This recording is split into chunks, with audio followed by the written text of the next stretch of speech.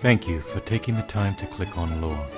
Please subscribe here and don't forget to follow us on twitch.tv/LoreLivePlay.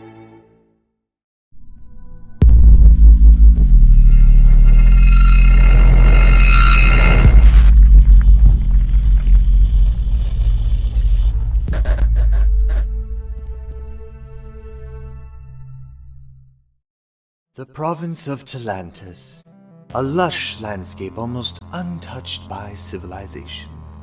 A prime example of nature thriving, domineering the slow-growing settlements on its fringes. It is here that something new has begun to take shape. Creatures not native, nor natural by evolutionary means have made themselves known to curious outward eyes. Curiosity, however, should be shared with a side of caution. These creatures show much aggression, are exceedingly territorial, and have presented themselves as a problem for many. But maybe not for a few whose paths have yet to be determined. Whether or not these individuals walk the paths that will be presented to them, Events will unfold as they will. No one is ever appropriately called to action, but these few Will have a hand in uncovering the guise of of these these new new untamed untamed beasts.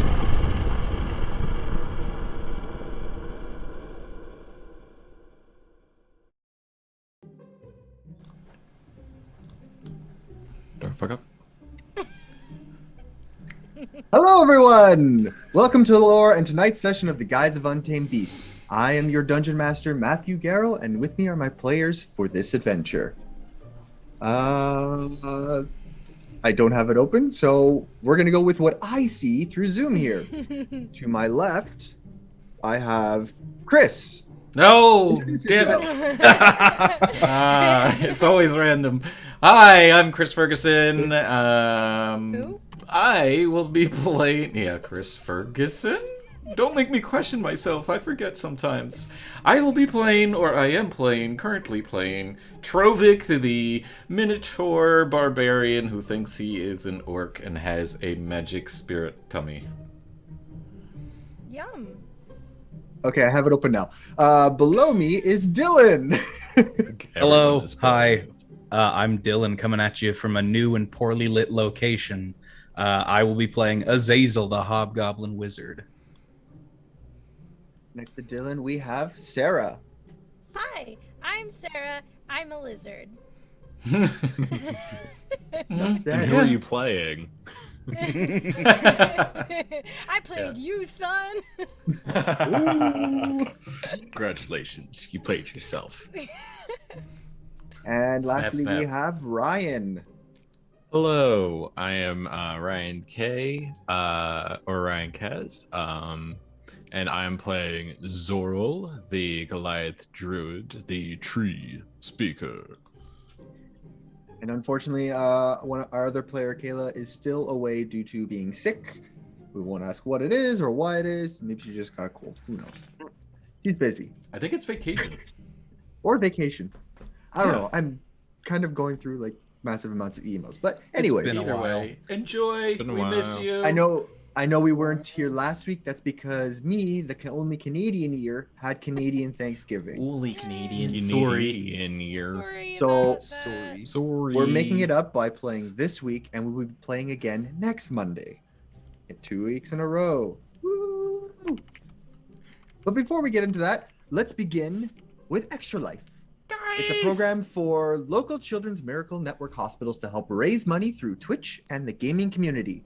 We have linked up with Penn State's Children's Hospital with a goal of raising $500 in donations this year. How do we do that? Through natural ones.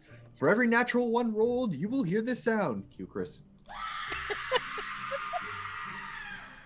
Wow, that's Appropriate. strange. It's Spooktober. Yeah. Oh boy, it's intense. It's a little intense. Yeah. A bit, just a bit. But you can donate $1 to match at the end of this. After your enemies. After At the the end of every adversaries. session, we tally them all up, and anyone can donate the total ones we rolled or more if you're feeling generous. Simply follow the link below in our About section and click the Donate button to help. All donations go directly to Penn State's Children's Hospital. Clearly, I didn't do my vocal exercises today, but, you know. In the meantime, Many men with let's much talk money. about our informal sponsor, Foundry. Foundry is a virtual tabletop application built for experiencing multiplayer tabletop RPGs. The Game Master, or GM, uses a feature-rich and modern self-hosted application where their players connect directly through their web browser. It provides a powerful framework designed to be customizable and developer-friendly, utilizing powerful tools to help tell immersive stories and create memorable moments for the group. To date, it contains support for over 150 different game systems such as Dungeons & Dragons, Pathfinder, Warhammer, and Vampire the Masquerade, just to name a few, and over 1,000 custom add-on modules, each one created using the ideal systems and add-ons provided to bring a unique gaming experience for each group, none like any other. The developers also have an interactive community on their Discord server where they answer your technical questions, provide release updates for system packages, and upcoming community content. Best of all, this can all be acquired with a one-time purchase, without subscriptions or feature gating. If this sounds like a product that can greatly enhance your gameplay for you and your gaming table, then go check out their website at www.foundryvtt.com for all their details.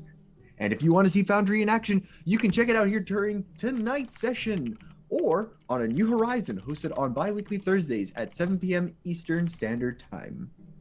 And if you want to join in on the lore, then you can link up with us on any of our social media platforms through Linktree. That's linktr.ee/loreliveplay.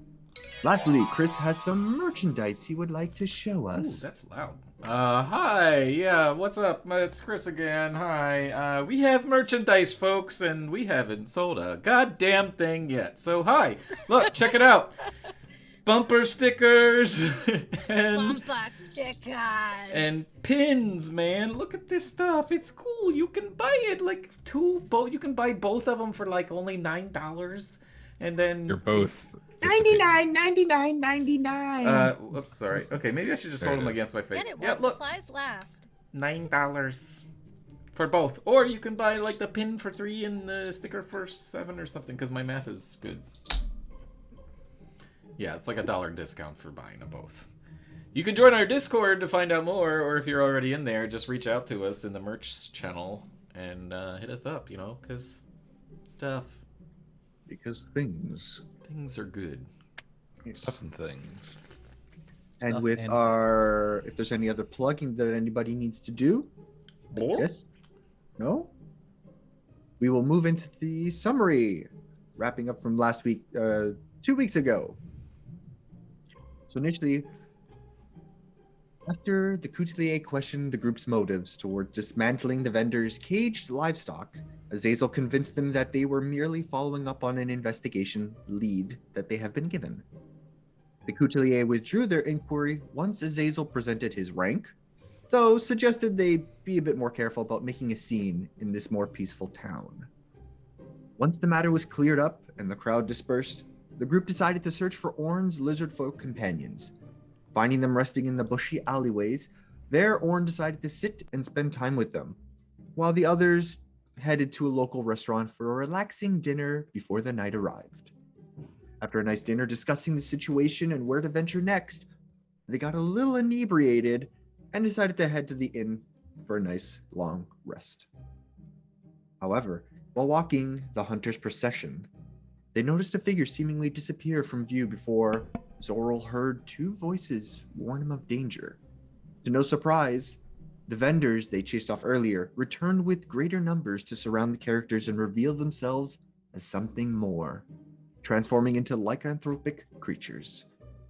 Though the group tried to calm them, they merely wanted vengeance. Shortly upon engaging, Orn arrived to aid in the fight to pin down one of the creatures ganging up on Trovik. The character's weapons provided to be somewhat useless against these beings, but their raw strengths and spells helped them win the encounter as the speaker and one other fled the scene, leaving the group with 3 dead, 1 unconscious, and another captured by Orn. So last we left off, the situation... Ah! So sorry. Welcome. Situation Welcome to got L.O.R.E, crazy, and now it's under control. I don't know Jump what scares happened. everywhere. Currently, the two have vanished. Orn, you have one pinned to the ground who is still struggling with you, but you've successfully held them in place. Trovik, you have another one unconscious slung over your back. Zori and Doxia are looking a little bit a little bit frayed from the situation, but all of you reconvene, and it's still fairly quiet in the street itself. There is little light from the odd light sources around, but you don't know how long you have before maybe someone comes or maybe someone doesn't come. So the moment is yours. How would you like to proceed with from henceforth? Okay, so I'm holding down one of the assailants. Yes. Alright. So Orin's gonna bitch slap him with my little hand and go, Leader! Get off me, you freaking lizard!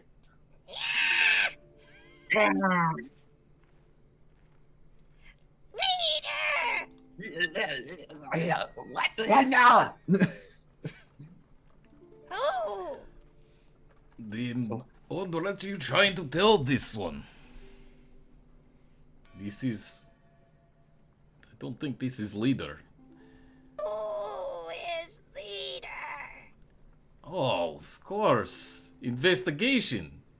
Orn, the leader ran off after Zazel's flame orb burned him. Hide out!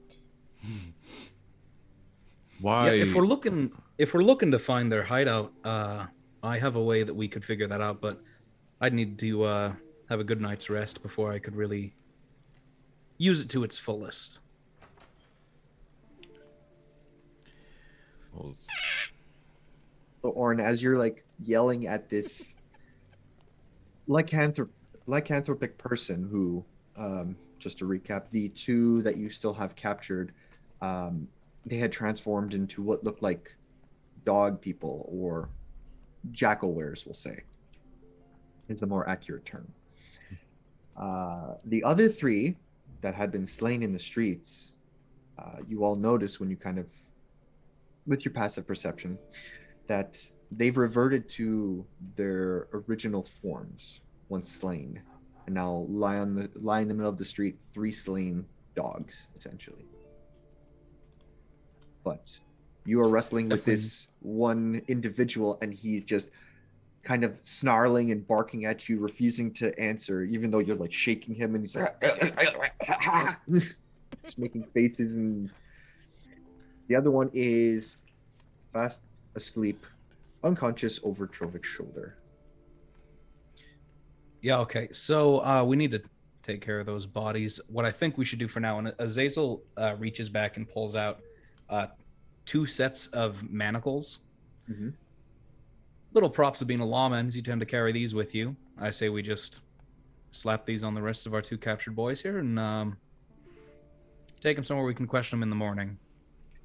Easy enough. The unconscious one can't resist, and the one that's being pinned by Orn, last I recall, rolled extraordinarily high that he's not going anywhere.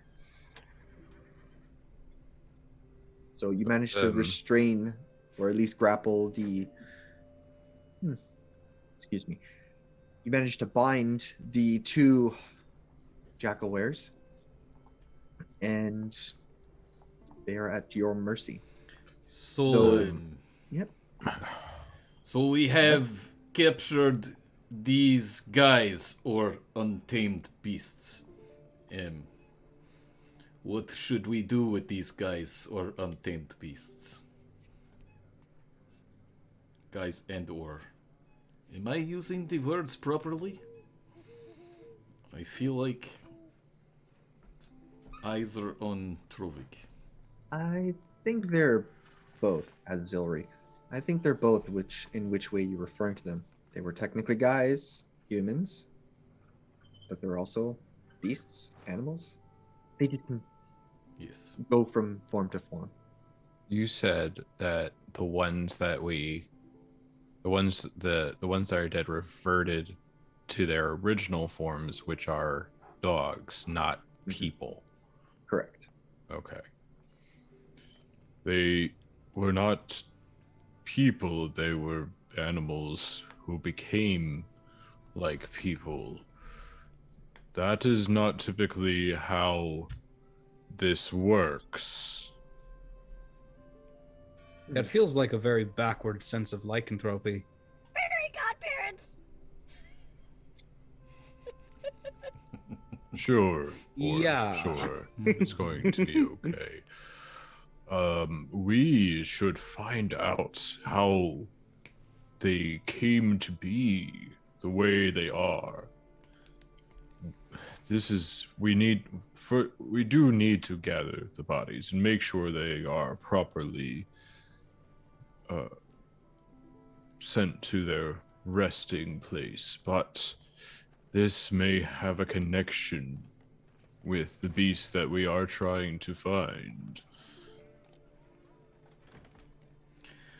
I'll walk over. Powerful magic creates creatures like this. I'll walk over to Little Flower and make sure she is okay. She kind of she looks a little slightly frightened, but slowly calming down back to her neutral demeanor. So, remember what I told you about good adventure, bad adventure? This was the kind that Trovik tried to protect Little Flower from. I mean, yes, it was scary. It was also exciting. I mean, Yes, but you could have died. And this is not something Trovik could live with. I will be more careful. I'll make sure I stick to safety, at least. Until I'm ready to. She pulls out the dagger. Until I'm ready to go at them myself. That's good. We're going over footwork tomorrow.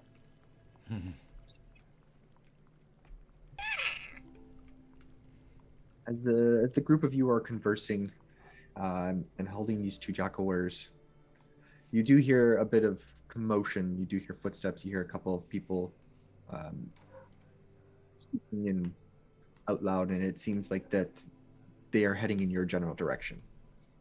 So whatever sort of conversation you wish to have amongst yourselves, do so quickly, or whatever else you would like to do that you don't want others to see.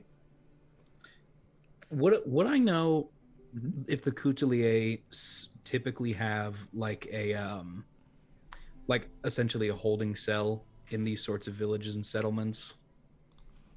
Yes, there definitely would be one, especially if the Coutelier reside within a town, a settlement, a city. They would always have some sort of base of operations that they can go to and work out of. All right, so I'm gonna pull the group on this one. With these two individuals we have captured here, do we want to just keep them with us until the morning, or do you think we want to head over to the Coutelier and see if they can hold them in a little bit of a holding cell until the morning comes? If they can hold them, we still need to question them. Do you think that they would try to keep us from questioning them if we turn them over? I doubt they'd stop me from questioning them if it's pertinent to our case, and I think it is. It may be the best bet to default to local authority here. All right, we'll do that then. I can go ahead and me and Trovik, we can walk these two over to the Coutelier if you guys want to take care of hiding those bodies, and then we'll reconvene back at the inn. I'm just going to gather up I'm not sure how many of the bodies there are, but I'm going to gather them up. 3. Okay. That's what I thought. They're just 3 average-sized dogs. Mm-hmm. A little bit skinnier, a little bit more lithe, as jackals are, but canine. Orn, will you assist me? Orin picks up 2 of them. So who has? So Trovik has one slung over shoulder. Who's got the other one held? So to The speak. hobgoblin wanted to swap with me. Okay. Yeah, All right. As you're kind of cleaning up, like finishing your thoughts, you do hear a handful of footfalls as a couple of coutelier, a handful of what seems to be other residents of the town, and you see Merlet and the large tortoise-looking figure that you saw earlier that morning, and they're all coming from both sides of the street. What's going on here? What happened? We heard noises and yelling. Oh yeah, no, we're all good. Our group was just ambushed by a few unsightly characters, and we managed to capture 2 of them. We're just gonna take them over for holding for the time being and interrogate them in the morning, if that's all right with you. They kind of just look at the 2. They look at the individual you're currently have bound, and he's just like, but he's stopped barking, growling, and whatnot. He has this menacing look on his face, and he looks pissed off. All right. Merlet kind of chimes in. It's all right. It's all right. We are aware of the situation. Please just escort these miscreants to the cells in your compound. Okay, Miss Hazel Dreamer, and 2 of the Coutelier come towards you, Azazel, and they kind of like take this Jackaware figure, and he's like, and he kind of like snarls and bites at them, and like one of them just does like a nice right hook. Enough out of you. Another one kind of walks up alongside Merlet, and she's like, I hope you are all okay. I was informed that this situation occurred, and I did my best to round up a few others. She looks at the rest of you. Well, at least you all look in one piece. I'm happy about that. It's a hard-fought battle, but yeah, we did all right. So it was just, I was told there were more. I only see the 2 here. Right. Our druid friend is sort of taking care of some funeral rites for the others. I understand. So Zoral, you took the 3 dogs' remains and you've left? Yeah, finding some type of like, I don't know, a decent spot to bury them. Chances are, knowing based on what you've seen of this town, probably just on the outskirts of it. Mm-hmm.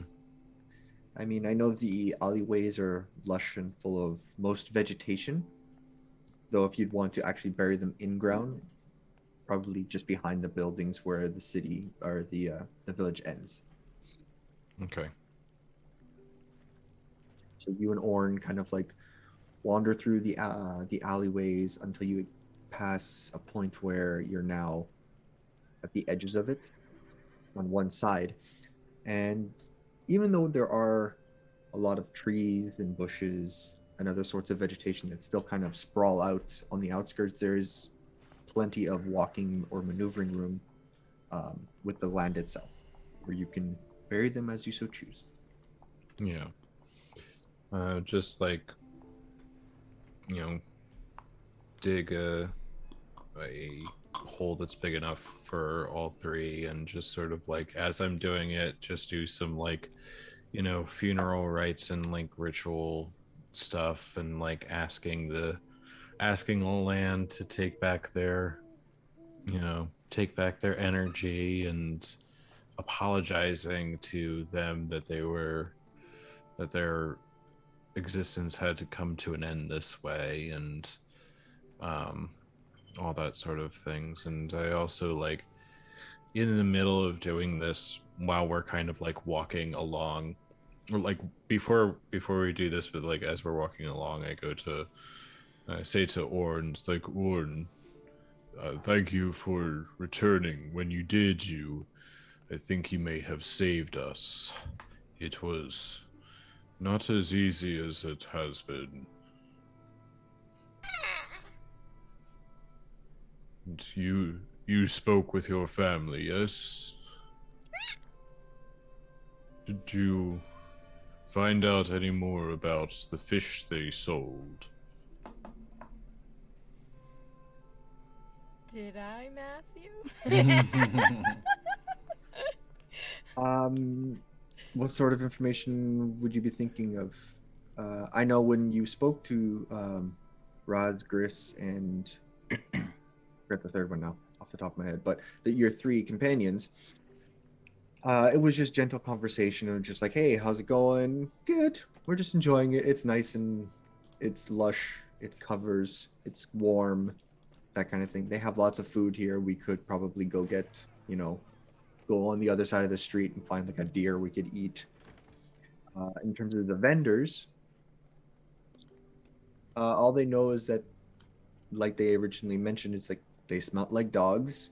They wanted us to bring them fish or other sea creatures that they could use for their own purposes.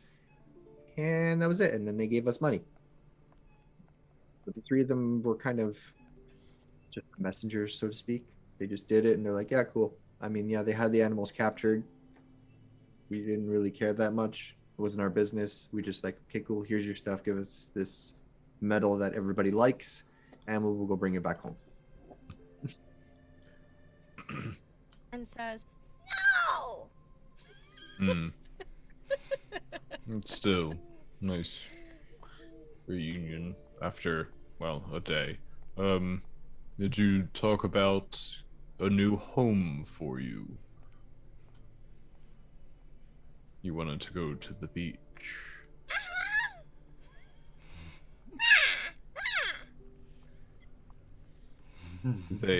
Were they receptive to your idea? I believe you all were talking about relocating. I like the idea. That's good. Are they going back to Zimyaza after tonight? Give coin! 2 coin, lizard. Hopefully we will make it back there, and you can reunite with them and find your new home by the shore. These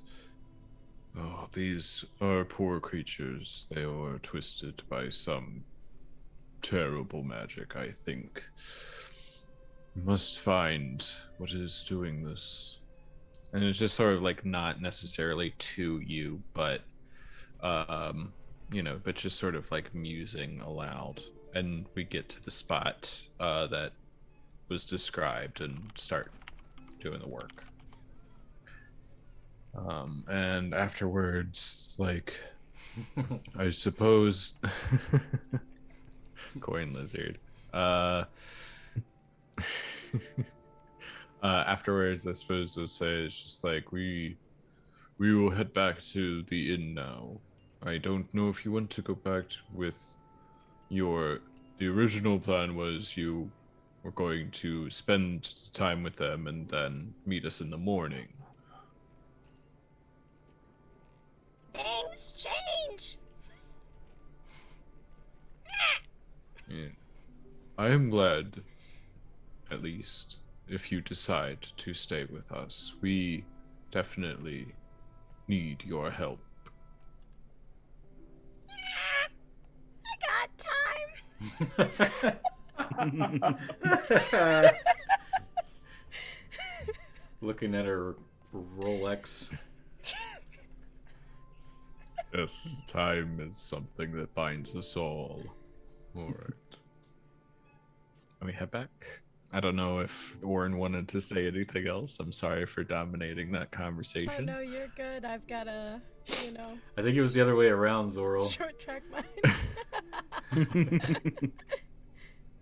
The two of you finish burying the bodies, finish your conversation, and head back through the alleyways back into the main street, the hunters' procession, to meet up with everyone else where they are still kind of piecing together everything. Merlit is kind of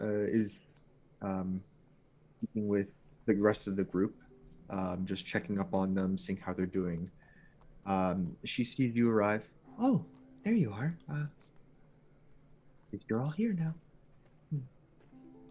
And you all hear like this weird, like almost like this nasal whistling a little bit, and you're like, and you see like the large turtle portal kind of like moving about, kind of like checking the area. And he kind of like convenes.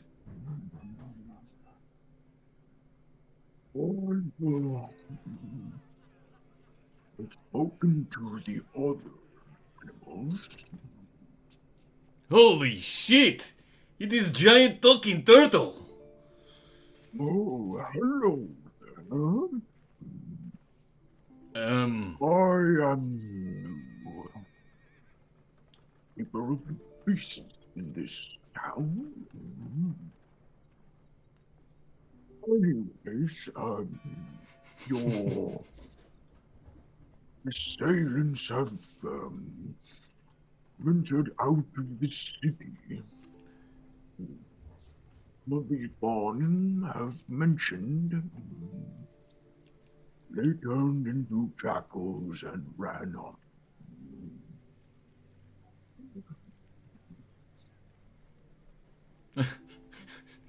She's just like moving about. If anybody didn't hear me, because it's such a weird voice, he said that he spoke with some of the fawn of the town.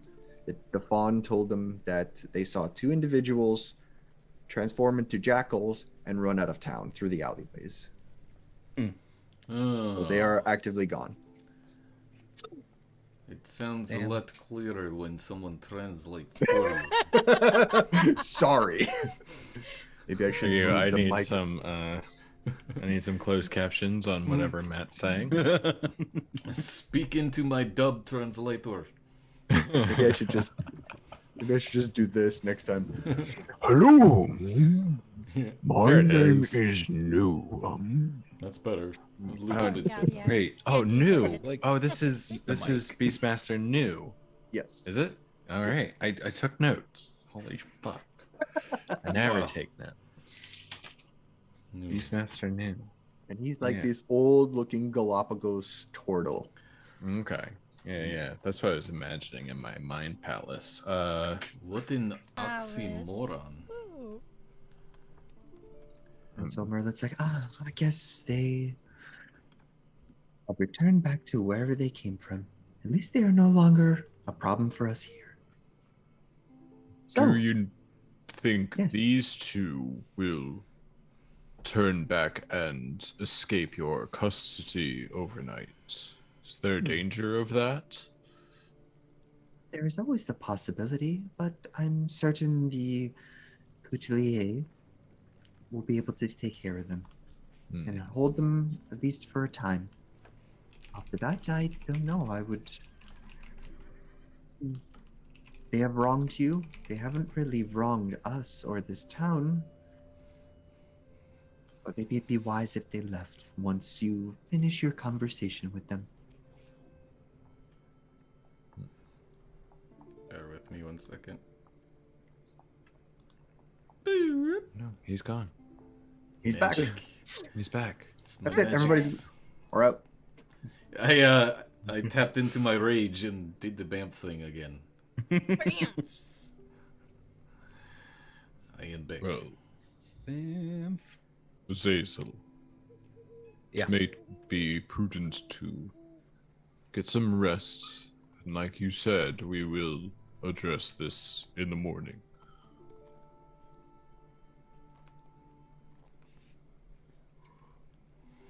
Can't hear you.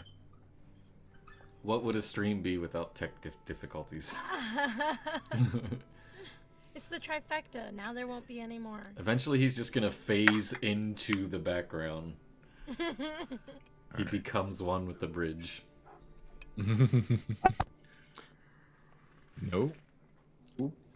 No.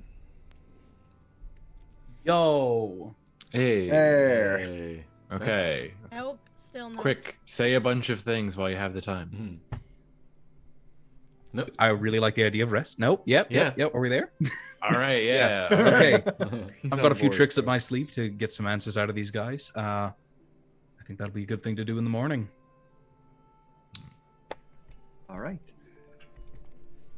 You all kind of take your moment, finish any conversations you have, and eventually the crowd begins to disperse as the couturier escort the still conscious one away, and another two kind of help each other carry the unconscious one off of Trovik and bring him to their compound.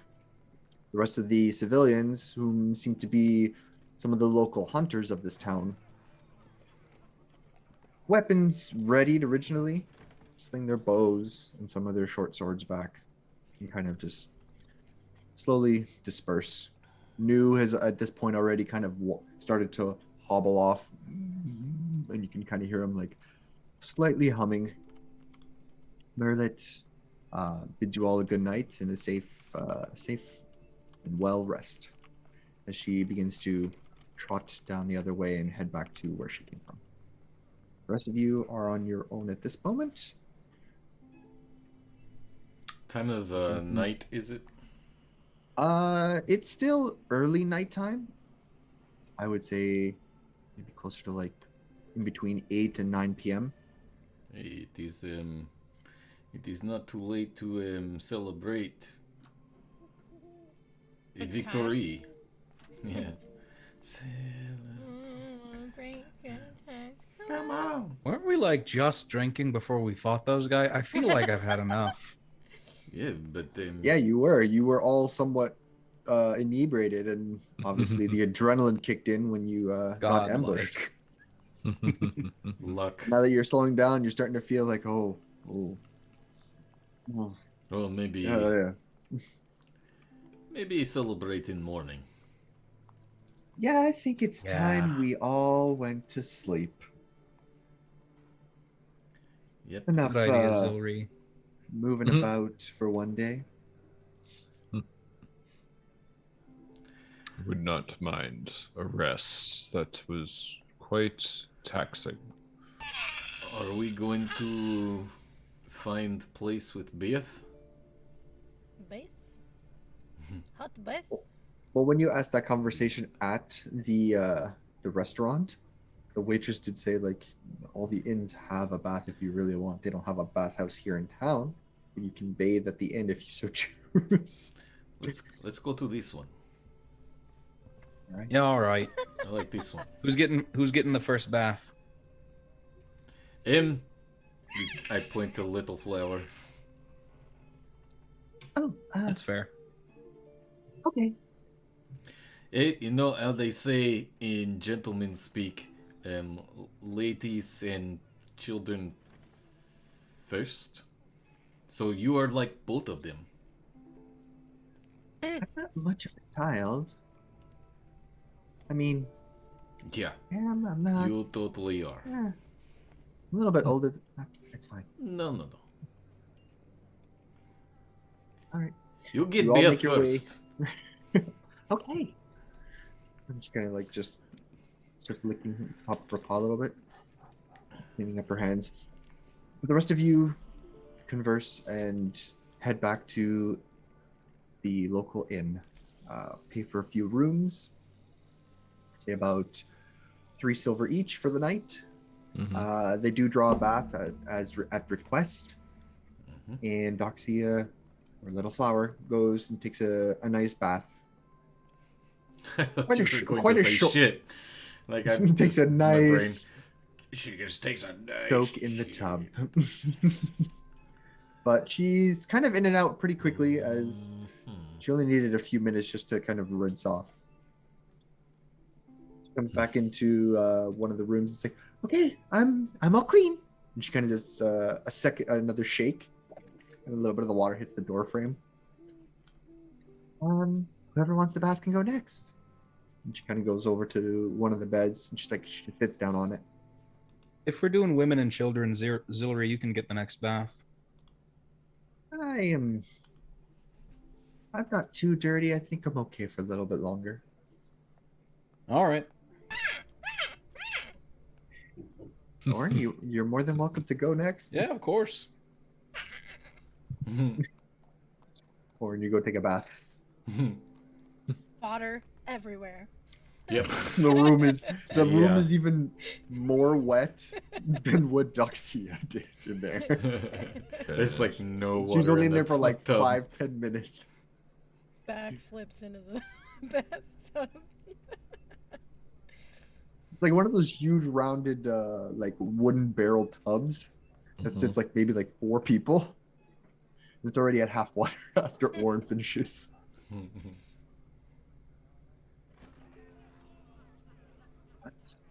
One by one, if you also choose, you can all take a bath.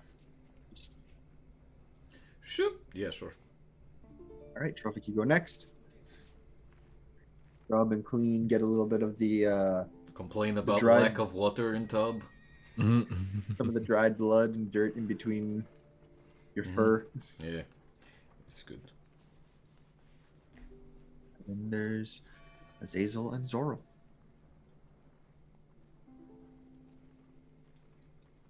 Please, I insist. Yeah, Mike's not working. My God, again. Me? I mean, No. Dylan's. He did say before the show, he's like, I think my thing is gonna crap out. Nope. Nothing. Nope. Row rags. We can. Text to speech. Text to speech. You got a backup, Mike? You got a Yeti Blue. It's just Zoom. Yeah, there it cramping is. Oh, okay. But yeah, Azazel goes to the bath. That's what we needed you for. You're still saying that you were gonna go take a bath. Zoom's like, I will allow this. I'll allow it. It's important for people to know that Azazel take his bath. Okay, Zorro. And I just walk out like buck naked in full Red Bull.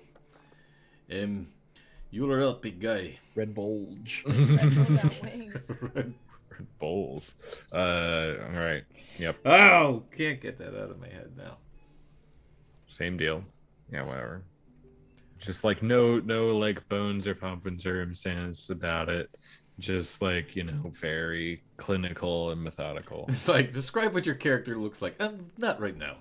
No. This isn't the time. Nobody needs to know. Look, we don't come We don't need. like the people aren't here to see our bath RP. Like It's for the artists at home.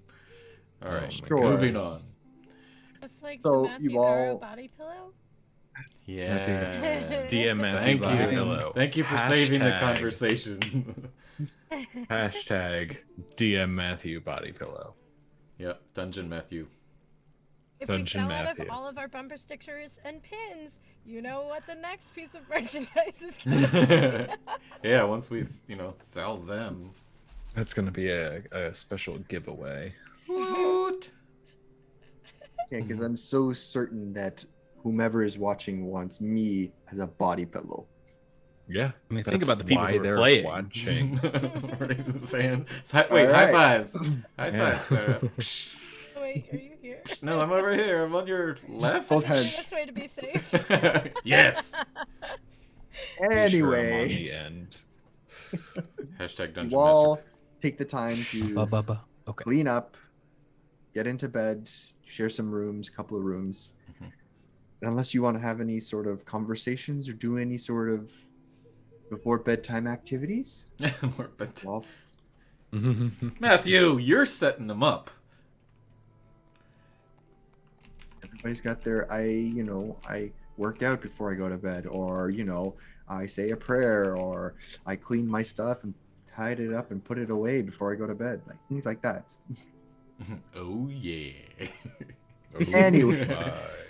this conversation has veered away. Yep. Yeah, we're off the rails. But It's you okay. all take a nice long rest throughout Mhm. the night. Nice. So you Good. can all take yourselves a long rest. Yay. Yay. And there was much rejoicing Yay. I will ask Little Flower in just out of scene to read me bedtime story. She recalls like a minor, which she thinks was like a child's children's story that her parents read to her when she was really young. Mm-hmm. And she kind of like she fumbles a little bit on some of the parts, but and it's all about like a little fairy that kind of traversing through the Feywild, who starts off some pranks with a boggle, and then gets into some mischief with a quickling, and then eventually they kind of become friends, and then meet up with something like a giant, and plan up some like escape so that they don't get stepped on, and eventually continue on, causing problems for other seelie and unseelie creatures. It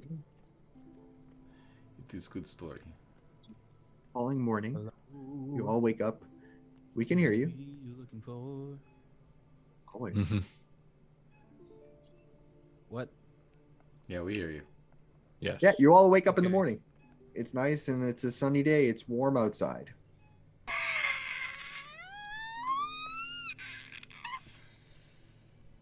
Yeah, that.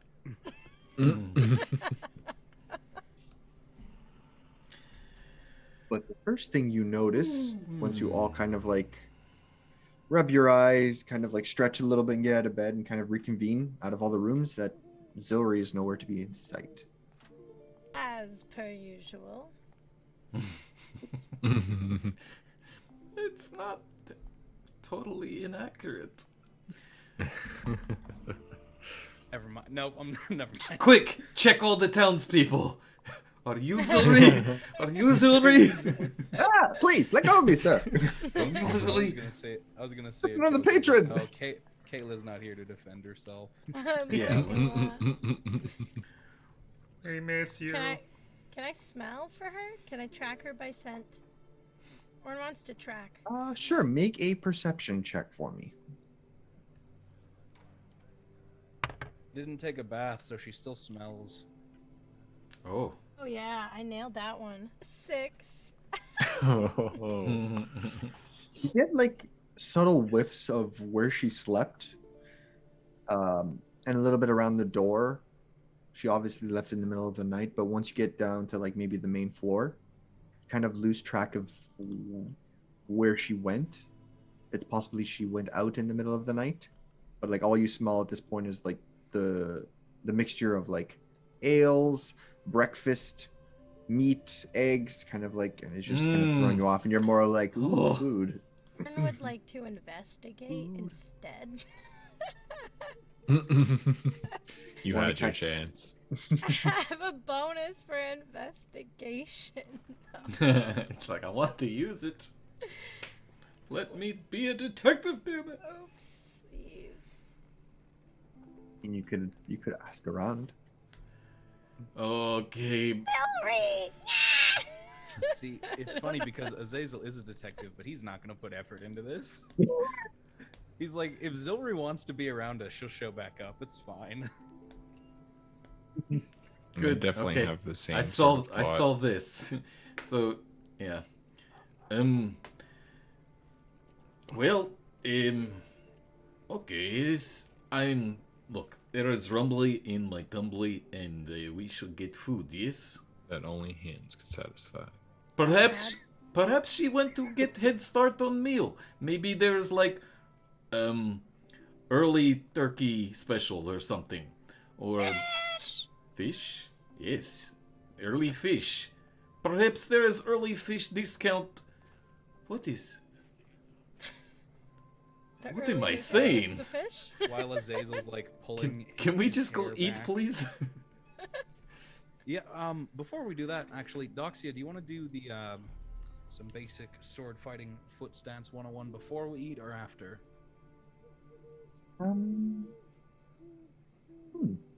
She thinks for a moment. Probably good to And then you hear burn like the a calories off. Maybe breakfast first? All right. And we'll then do we- breakfast first. Listen to that little lion inside. is Oh, I'm the so most, proud of it. Really good. yeah. It is the all- most important meal of the day. It will kickstart your metabolism. Sometimes only meal of day. Sometimes Which is why it is so important. We must I eat. feel I am with Azazel. If Zilri wanted to stay around, she will find us again. She probably has business of her own. I bet she is eating type- big pile of pancakes right now. Oh, she very well could be. You know, she's just, you know, she's the type of person that she comes and goes as she pleases, and that's her prerogative. That is okay. It is good. Yeah. And like I'm not like knocking Trovik say, we probably find her soon anyway. She probably is at food place. Let's go eat. The woman walks by with like a couple platters of food and kind of like squeezes by. "Ah, excuse me. If you're looking for breakfast, just have a seat somewhere." And she goes to like another table that's where a few other patrons are sitting, and she kind of serves them up their food. Orn, now would be good time to use extra eye skills to look in crowd for Silvery. Right? I don't know. I'm trying to be detective. I figure there's something with Red Man and me being red that I have same skill somehow. No, I don't think that's how that works. So No, you asked me to get on the you asked me to take a look, right? Yeah, you should, do it how Orn... so I definitely jump up on the table. Yes. Okay. How is the weather up there? Yeah. Do a 360 look real hard Just as you do, I just tap you and it's just like, you can do it. And I give you guidance so you can add a d4. You're looking around this tavern to see if Zilri is in disguise or just sitting about. Yeah. Yes to Yeah. both. Yes to both. Yes. Uh, To both. Okay, just make a straight perception check for me here. Do I get to add the D4? Yeah, you can add the d4. Okay. I got a 17. Is that the glass dice? Half and half. Yes. Nice. I rolled the other half on the thing called D&D Beyond. Dice so nice. Looking Not about you actually our just- sponsor. Boo. Maybe one day, who knows? But you take a quick look around as you're standing on the table. The woman kind of comes over. It's like, please get off the table. People are trying to eat, and you're just kind of ignoring her for a moment, looking around at all the patrons at the sitting at the table, My and lizard hand over her mouth.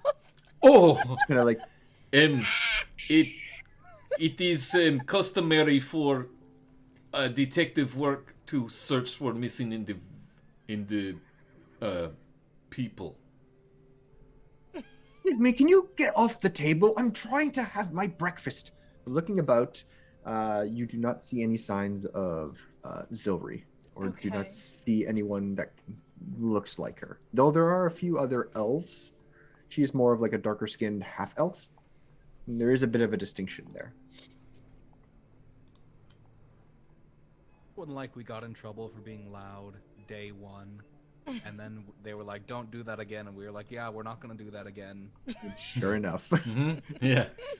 So sorry. Never happened again. Minutes later.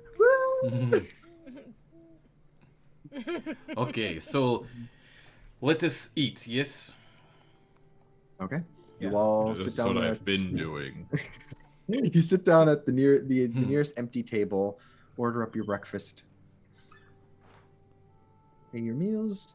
If you'd like to converse, go for it. Otherwise, tell me what you would like to do next.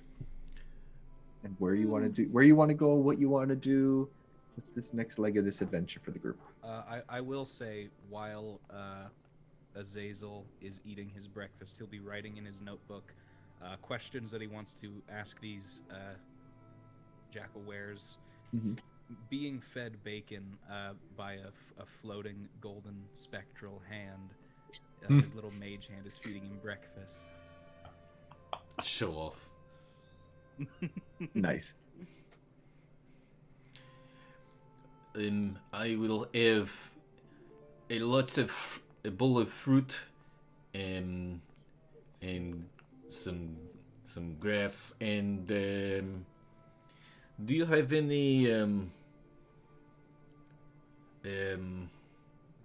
okay, you know what, bread and pancakes? Yes. Yes, we have. We can get that for you if you so choose. Okay, and little one, order whatever you want. It's on this easel. Oh, all right. I'll think for a moment. Do you have any tuna?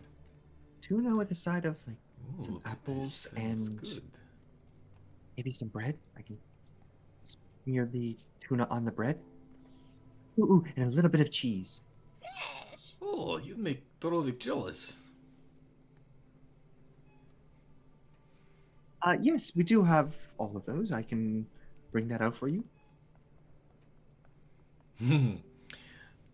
My dearest friend Orn here would like fish. Any particular fish, or just? Right. Okay. I will bring out. Okay. I will bring out some. I'll talk to the chef. She takes her leave. After some time, she does come out with everyone's meals.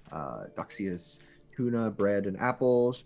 Trovik's fruit platter with some bread and pancakes, with a couple of blueberries sitting on top and some syrup. She brings out what looks like, I think this we were talking about today. The first thing that came to my mind: smoked salmon with a bit of like asparagus with it. Oh,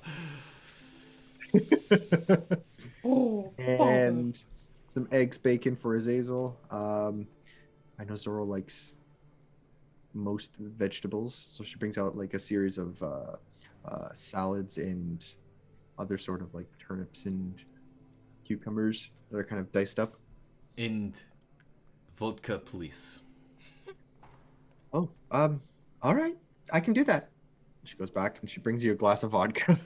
I lean over to Zoro. Zoro, you ever have pancake before?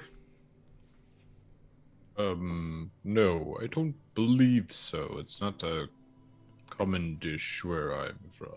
I just take a kind of frisbee it over to him. It is much delicious. It's good. I sort of like pick it up with between.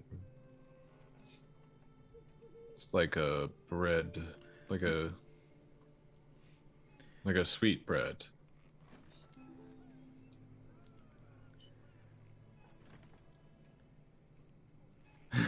That is way too sweet. Thank you.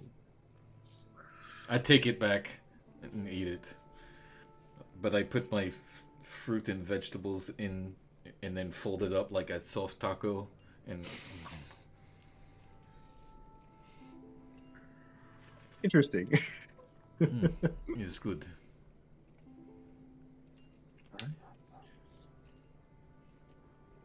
Later You of the finish night. your breakfasts, take your meals, and I'm assuming you all want to, or at least Zazel would like to go speak to these captured jackalwares first, or something else I did on your promise agenda. sword practice.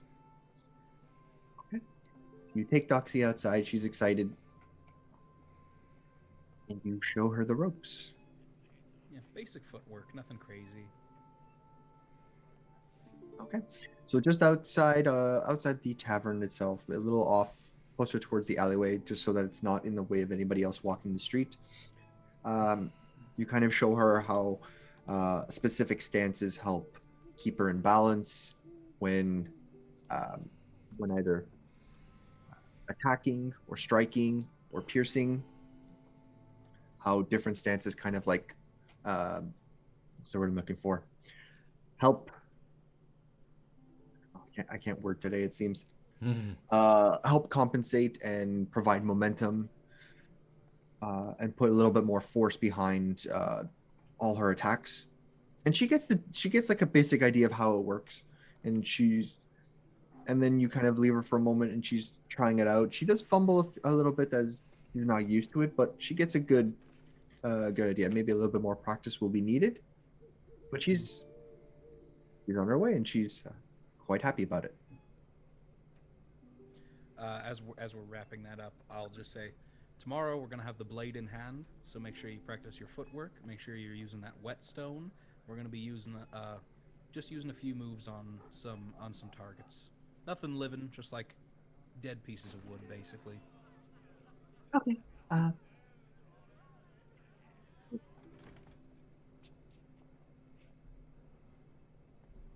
eventually I'll get to. How long do you think before I'll actually get to use the knife on like bad guys, other monsters? Well, since bad guys can actually hit you back and can be very dangerous, it's gonna be a little while. Hopefully not too long, since you have someone as experienced as me teaching you. But you know, we'll have to play it by ear. Depends a lot on how quickly you pick up on attacking unmoving targets and that sort of thing. Do my best. Alrighty. All right. So after about, let's say, an hour of training, heading on over to the compound. Yes. Okay. Redman. So, You say you have trick up sleeve. A few.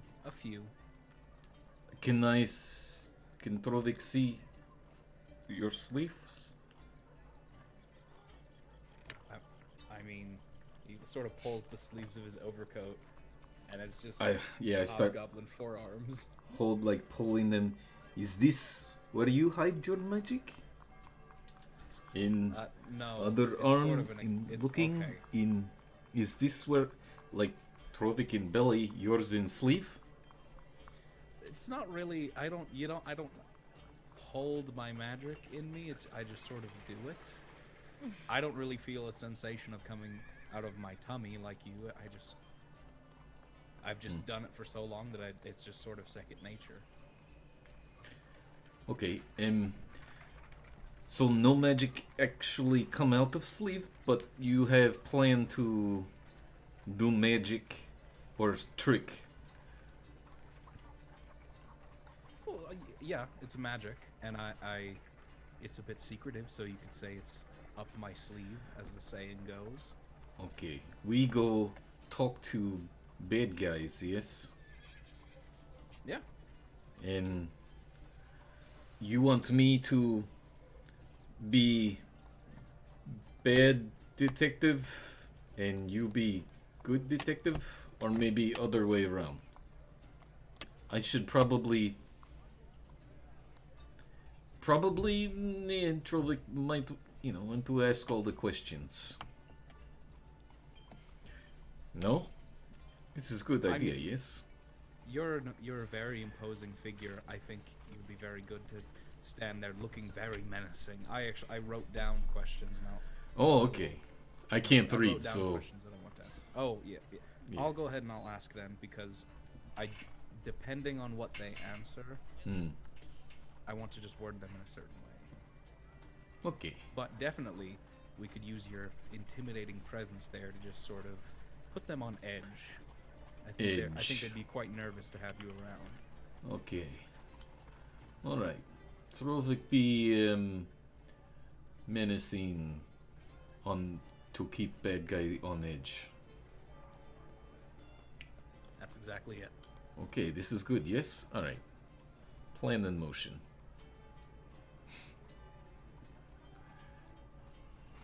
All right. So the group heads down the hunter's procession as it's early in the morning, maybe about 8ish, just after 8 a.m. It's still quite quiet as it was when you first arrived here yesterday.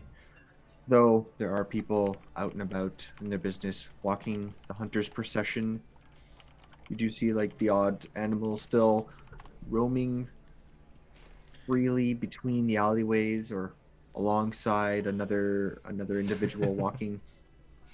Mm-hmm.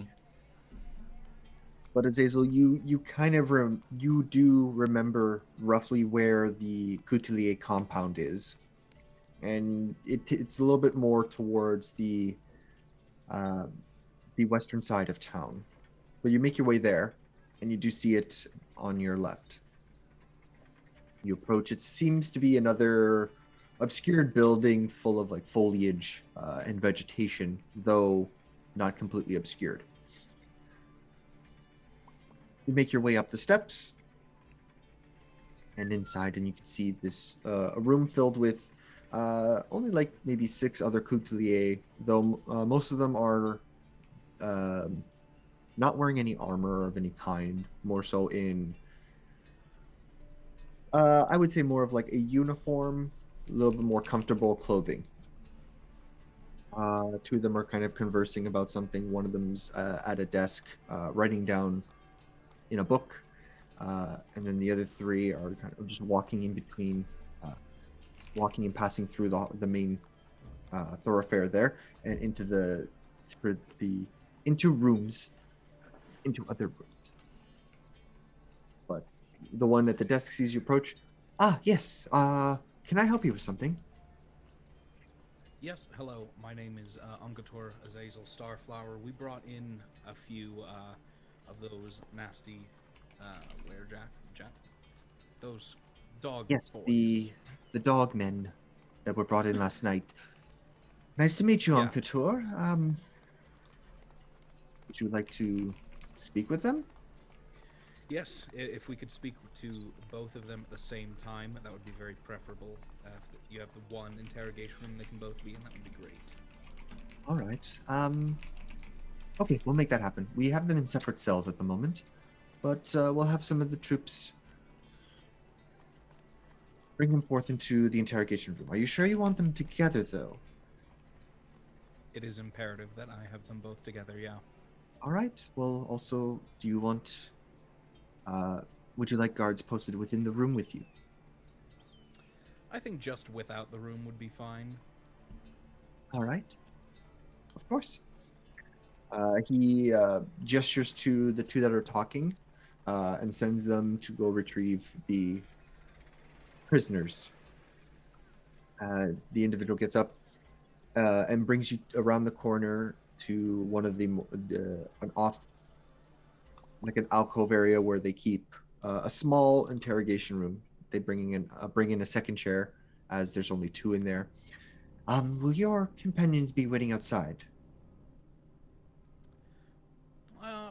I think it'd be preferable if they were in here with me.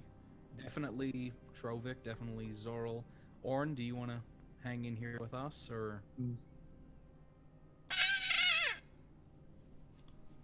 Trovik is already there, yes? I am standing behind the Azazel, menacing. Bit unorthodox, but all right, it's... You know what you're doing, I would assume. Kind of brings you into the room. There is like it's as you expect, a singular cubic room with a small table and 2 chairs in between. Someone brings in a 3rd chair for the other one, and then the 2 guards bring in the jackal-wares, who are now in their human forms, and sits them against the table, takes the manacles and manacles them to the table itself. And the 2 of them are just 2 males, very almost like sun-soaked skin. One has more of a pointier nose than the other, but they kind of look alike. They don't seem like brothers, or maybe they could be relatives. There are some similar features, though there is a bit of a distinction between the 2. They kind of just, all right, Uncator, if you need anything, we'll be outside. I will have Thank you 2 very men. much. I will have 2 men posted on the door as well. Try to not get.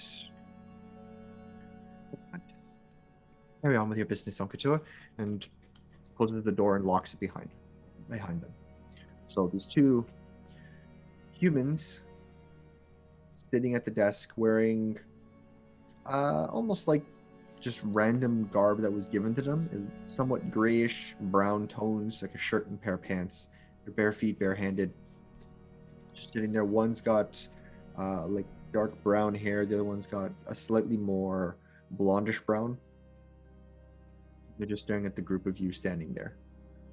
So before we start, I'm going to turn to Azazel and ask, like, during this, you will be doing most of the talking, but do you think that you will be needing to convince them more, or will you be needing help with introspection? Introspection is fine. I think just asking them the questions might bring a little bit of information close enough to the surface for me. And then later on, if we decide we want to take action with some other information, then we could use a little suggestion on them. That's at least my idea.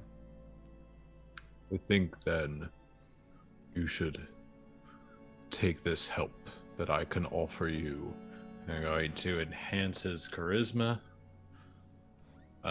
So you get advantage on charisma, even though I know that your charisma isn't very good, but you'll still get advantage. Advantage is advantage.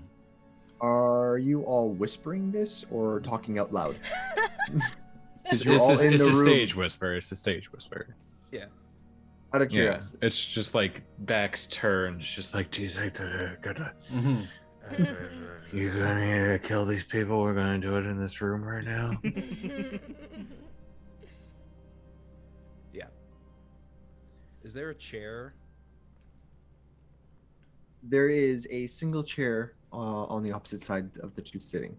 Oh, please tell me you sit backwards in it. Like Captain America. Oh, actually, I will say one more thing to Zorro in the little whisper session. I'll say, if there is at any point a quick follow-up question you want to ask, feel free to throw it in there. That'll also might help throw them off a little bit, and we'll see how they react. So I'll sit in the chair, and instead of sitting backwards, I'll just like lean back and sort of kick my feet up on the table. Reach into my pouch and just start sort of messing with like one copper piece in between my fingers. And then I'll look at these two and I'll say, well, good morning, sunshine. The earth says hello. Nothing? Okay. Well, allow me to introduce myself. My name is Azazel Starflower. I am an Enquêteur. I'm here to ask you a few questions, and I would like for some answers. But in case you don't, and then I will cast Detect Thoughts. Okay. First, Which one do you focus want to... Yep, sorry, go ahead. on the left first, and then immediately after casting that, I'll set the copper piece down and just kind of hold my finger on it, and I'll say, so, first off, I just want to know how exactly you two acquired your ability to transform. Hadn't really seen anything like that, and your friends, when they died, they turned back into dogs, so why don't you start with that? Now remind me, Detect Thoughts, it's... Do I have to make the save after or before? So, when I initially cast it, when I ask that question, I get like whatever surface thoughts they have, so whatever is most on their mind, and then as an action, I would be able to either switch between them or focus in, and that's when the saving throw happens. Okay.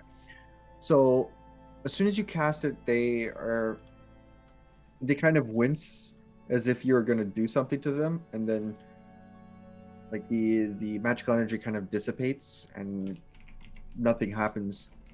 Like from the one with the darker hair, the darker brown hair, the main surface thoughts are, oh shit, what's he gonna do? Okay, nothing happened. Well, fuck this guy. Like, why do we have to talk to him? We're not gonna tell him anything. I just want to get out of here and go meet up with the others, so we can make a plan and get back at them. Hopefully, maybe. That's like the general idea. They're pretty pissed off that they've been captured. They want to return to the rest of the group and try again, so to speak. So you immediately get from what this individual is thinking. Yep, there goes his mic. Your mic has been muted again. Trovik is standing right by Azazel, so I will lean over because I am probably, a good 2 feet taller, and just blow steam out my nose. Hello. Blow Awesome. steam out your nose. Okay. Did his surface thoughts change at all after I asked that initial question? The question was, after that thought of we're gonna get back at them, and then he started paying attention to the question. It's like, what an idiot! He thinks we're humans. We're not humans. We're jackals. We've always been jackals. These humanoids know nothing of us.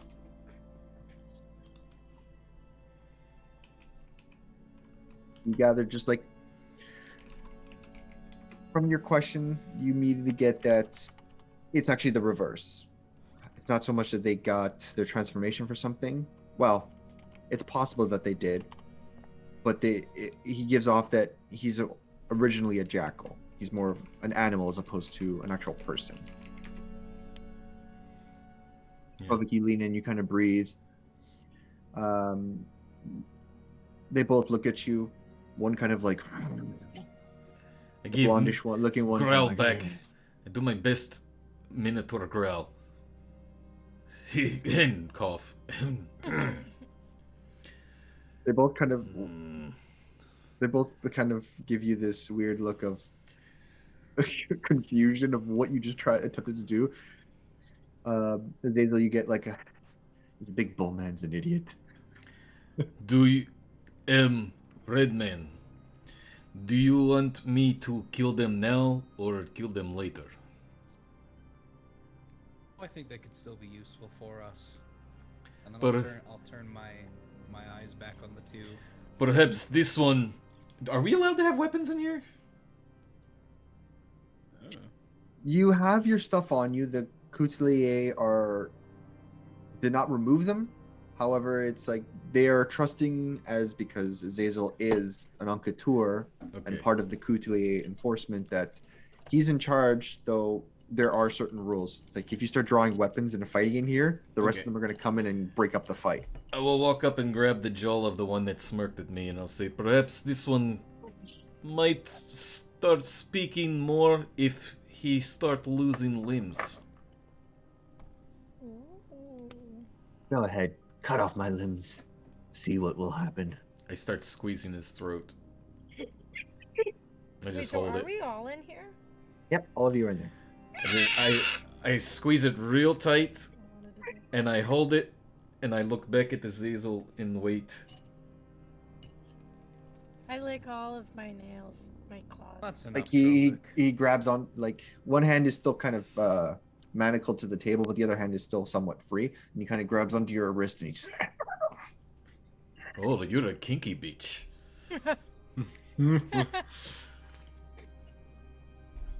Yeah, you'll have to forgive my friends here. They're not quite as forgiving on criminals as I am, especially ones that sought to upset the natural order of things for pay.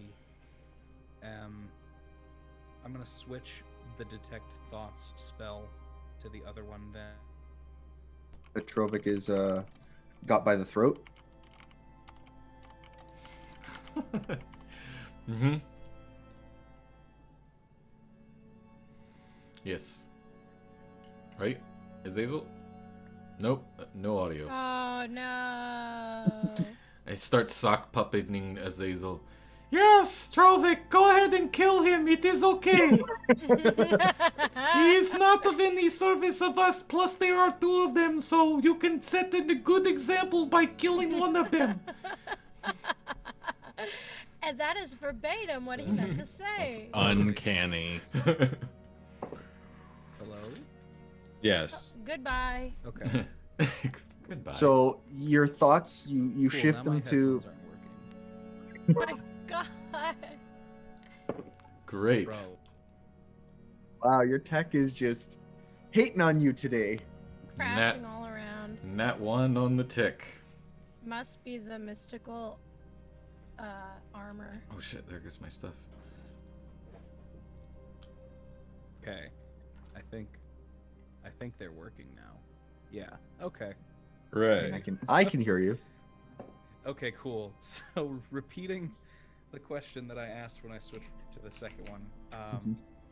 You often hear about birds of a feather flocking together, but you're a lot more like a pack of dogs. So how about instead you tell me where your den is, your little hideout where you pack of dogs like to just hang out together, your base of operations.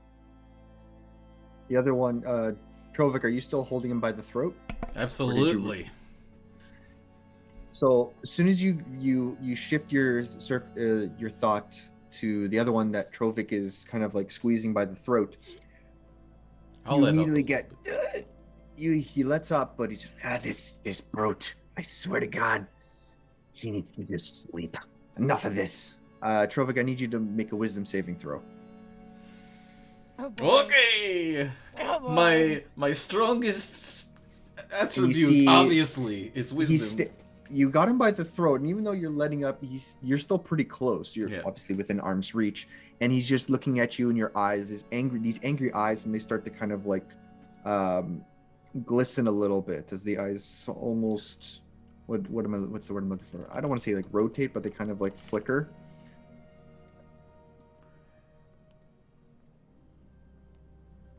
Okay, here it comes.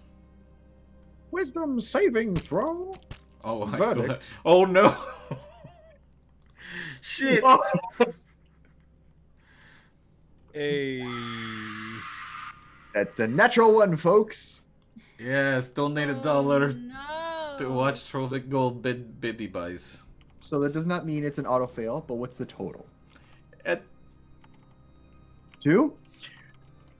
That So does. Azazel, as immediately as your thoughts go over to this one, and he mentions this idiot just needs to let go and go to sleep. You see Trovik kind of like immediately start kind of wavering, his eyes blink, and he just kind of like drops on the table, like hunched over the table, and he's just out cold. Trovik, you are unconscious. I say, this one is into the kinky. And he lets go, and he's just like, and the other one just kind of like, kind of like Damn it. makes like a subtle laugh, short-tempered laugh. Cute. And then they just kind of like stare at the rest of you. He's kind of like rubbing his neck a little bit. Prison So- intimidation turns into nap time. How's about that hideout then?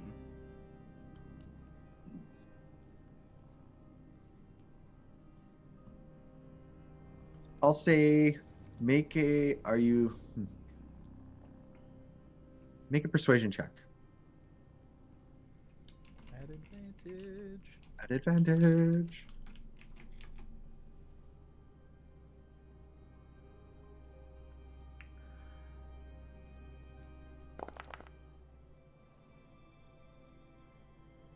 Uh, 17. 17.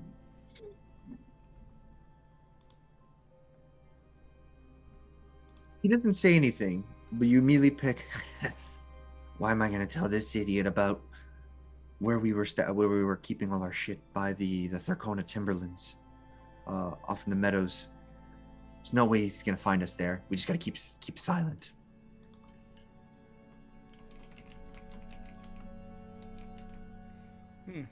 It's a good hiding spot. So, Speaking of the Timberlands, I was wondering, do And you guys know any sorts? Yeah. he is slightly taken aback after you mentioned the Timberlands, but then goes back to like just staring at you. But go on. What is it that you guys know about these strange creatures, particularly large sizes? Although I'm beginning to think you might fit into that category as well. Things that don't really seem natural might have come from some magic roots. And I'll use my action to probe into this one's mind, so he will have to make that wisdom saving throw. Wisdom saving throw. Roll it.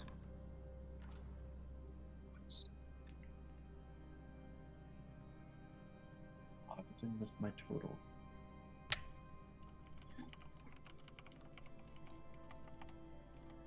Here we go. So that's a 10. That is a fail. That's a fail. You probe deeper, and you can see at this point you can kind of tell that there's a presence in his mind, and he dives. He kind of like winces for a moment. Probe deeper in the creature's mind. If you probe deeper, its emotional state. So he's a little bit confused because he's not sure how you're able to pick up on these little things, though he assumes you're just good at reading people. Angry that they've been left behind and want to get out of here. And it knows that you're getting into his mind, and he's Trying to push it out? he can't push it out, but he's like trying to resist it. Are you doing anything in particular? So I think you can influence it, influence a certain question. Yeah, that's when I would ask what they know about the mysterious creatures we've been looking for, and because Azazel has a suspicion that they might fall into that broad category of weird creatures, since they were dogs who are able to transform through magical means. So the information that you glean from this individual's mind is they're not too familiar with these random creatures. They are aware that they've been popping up around the province, though they haven't really encountered any. They know of them.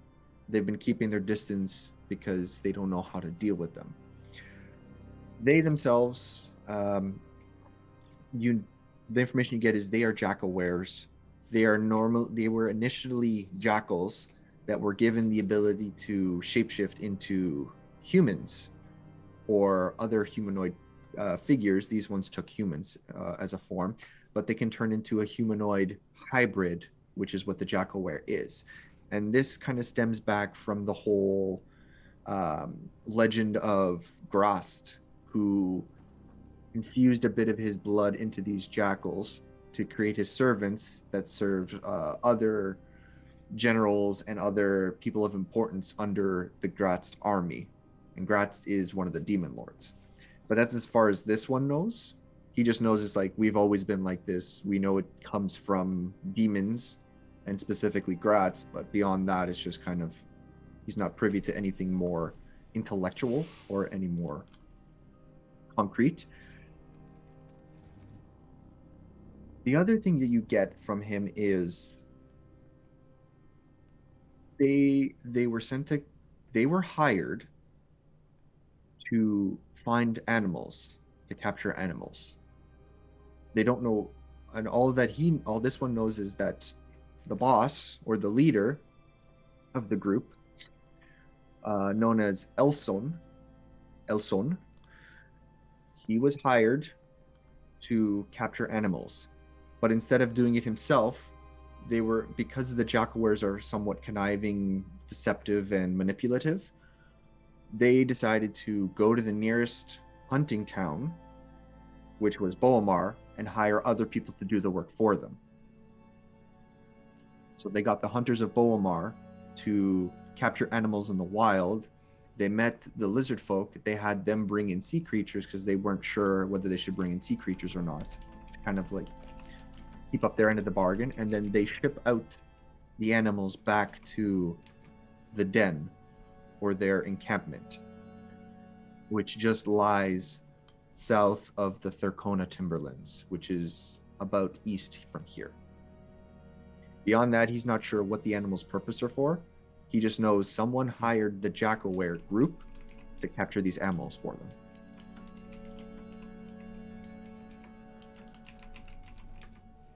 Lot of information. Mm-hmm. So I think I'm going to let you guys mull over that for a little bit while we take a quick 5-10 minute break. Chew on it. Chew on that one for a little bit. Boy, geez, I got questions. How about you wake Trovik up? Trovik is still passed out on the table, but we will No, return it's better in... this way. Yeah, probably. We will return in a few moments and reconvene with this interrogation and see what our players now think their next avenue is with this. But we'll be right back. Back. All right, stay tuned. 5-10 minutes, folks. Hey, what happened to the stream? Where's the D&D? Stay tuned, adventurers. We'll be right back. Oh, I get it. Pee break. And we're back. Hi. Whoa. What's that? What's that? Fish. What's that? Oh boy. Oh boy, oh boy, oh boy. Taxidermy.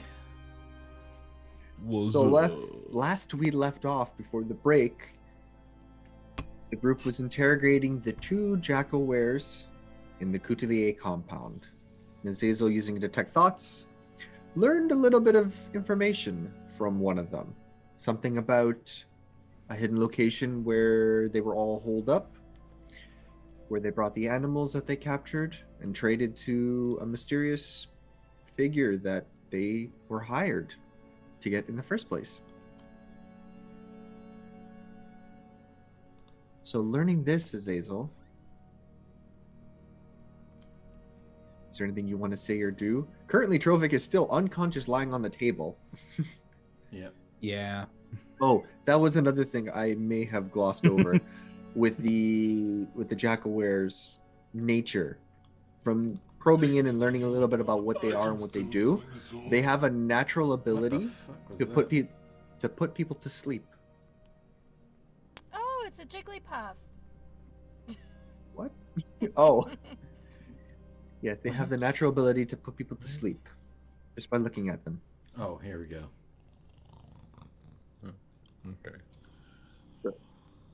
Snoring noises. Nice. It's better this way. That's how I feel when I see Sonic the Hedgehog in Smash Brothers. Oh. Wait. Oh, what a hot take from 2009. It's still boring to watch play anyways. Extra life, ladies and gentlemen. Okay. What I am going to do is I'm going to switch back to the first one, and then I will ask.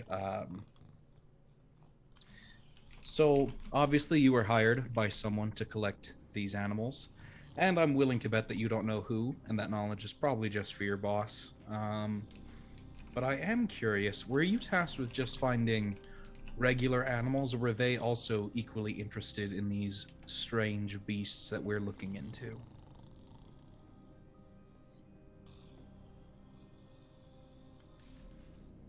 He's from the first one's initial surface thoughts. He's almost dumbfounded that you're able to know this information, but then quickly realizes you did something, and that's how you can tell. And he's kind of like trying to adjust his thinking a little bit and kind of throw you off. But what you gather off the top of the head is like, what are these animals? I don't know what they're talking about. I'm not sure what they want. from us regarding these animals. We just captured animals. La la la. Don't think about it. Don't think about it. He's figured out a way to do this. It just kind of like trails off a little bit.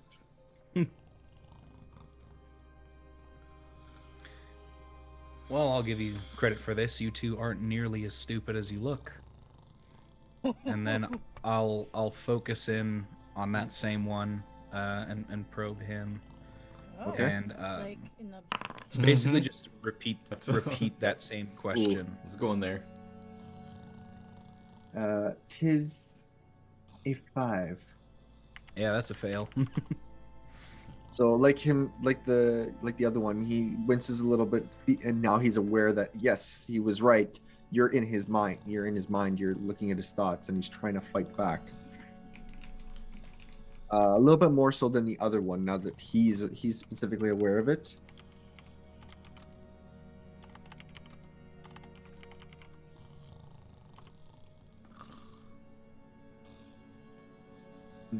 So, what do you want to ask him? I'm basically just going to reiterate that same question to see if there was more behind it. So basically, I know you were hired to capture animals. I know that you probably don't know, and that only your boss knows. And were they interested in anything in particular, or just animals in general, or specifically weird animals? You get mostly, not word for word, but mostly the same information as the other one. In the fact that they weren't given much thought on what to capture. They said just catch animals, a variety. Doesn't matter what it is.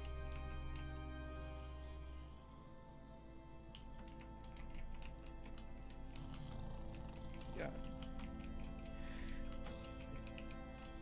And I'm assuming your benefactors didn't instruct you as to what it is those animals were really for? He's kind of wincing and he's trying to subvert. Get out of my head. And you can feel like there's a greater resistance this time. You gather that the purpose behind it is still unknown, at least to him. The boss might know, but that's as much as you get at the moment. I'm actually going to try and make an intelligence check against your intelligence check. Cool. He's trying to break it.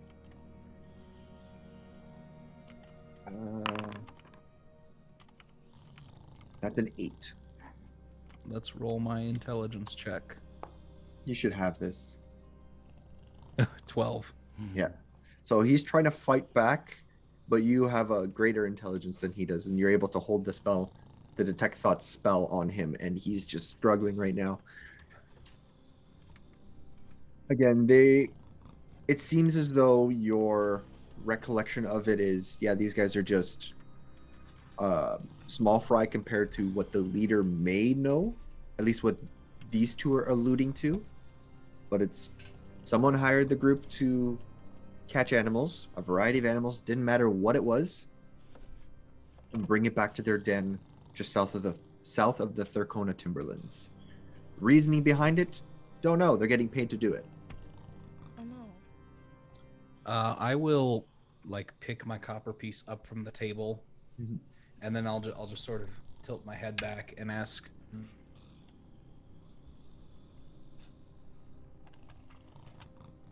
I think your mic cut out mid sentence. Oh no. How long is this sleep spell thing on Trovik? It lasts for 10 minutes. Holy shit. Oh my gosh. So you were just lying on the table. Zorl and Orn, are you, Does that count as during a this short conversation? Yeah, that's what I was gonna ask last time. Yeah. Sure, you can take a quick. I'm back. Considering it a short back. match. You are back. Mhm. You are But back, Zorl, back man. Orn, while Azazel is conversing with these two and seems to be pulling out this information almost out of nowhere, possibly hypothesis, possibly being able to read them, and Trophic is just lying on the table sleeping. question, I suppose. Mm-hmm. It seems to Ryan that a lot of information that Azazel is getting is mental. He's reading their thoughts. Mm-hmm. Besides Azazel's questions, have they said anything aloud? Only the one that said, "Get out of my head." Yeah, they're not been- talking. They're trying their Azazel best is to keep quiet. questioning. Yeah, they're not talking. Azazel is questioning. So I just think that Azazel's doing his, doing his thing. Just just sort of like standing there, almost like a statue. Not really like, just very passive. Okay. Oren, anything from you? There's no fish in What here. I Sorry. want Orn to do, not what I think Orn would be doing, is Orn's gonna take like a writing utensil, one of Azazel's extra writing utensils, and start drawing on Trovik's face.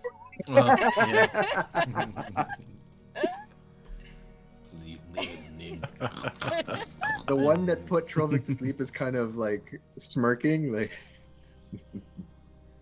Oren's terrible. He's never held a It's pencil just- in his whole life. It's just like, yeah, drawing in the sand. I have no idea what I'm doing. I'm using both hands.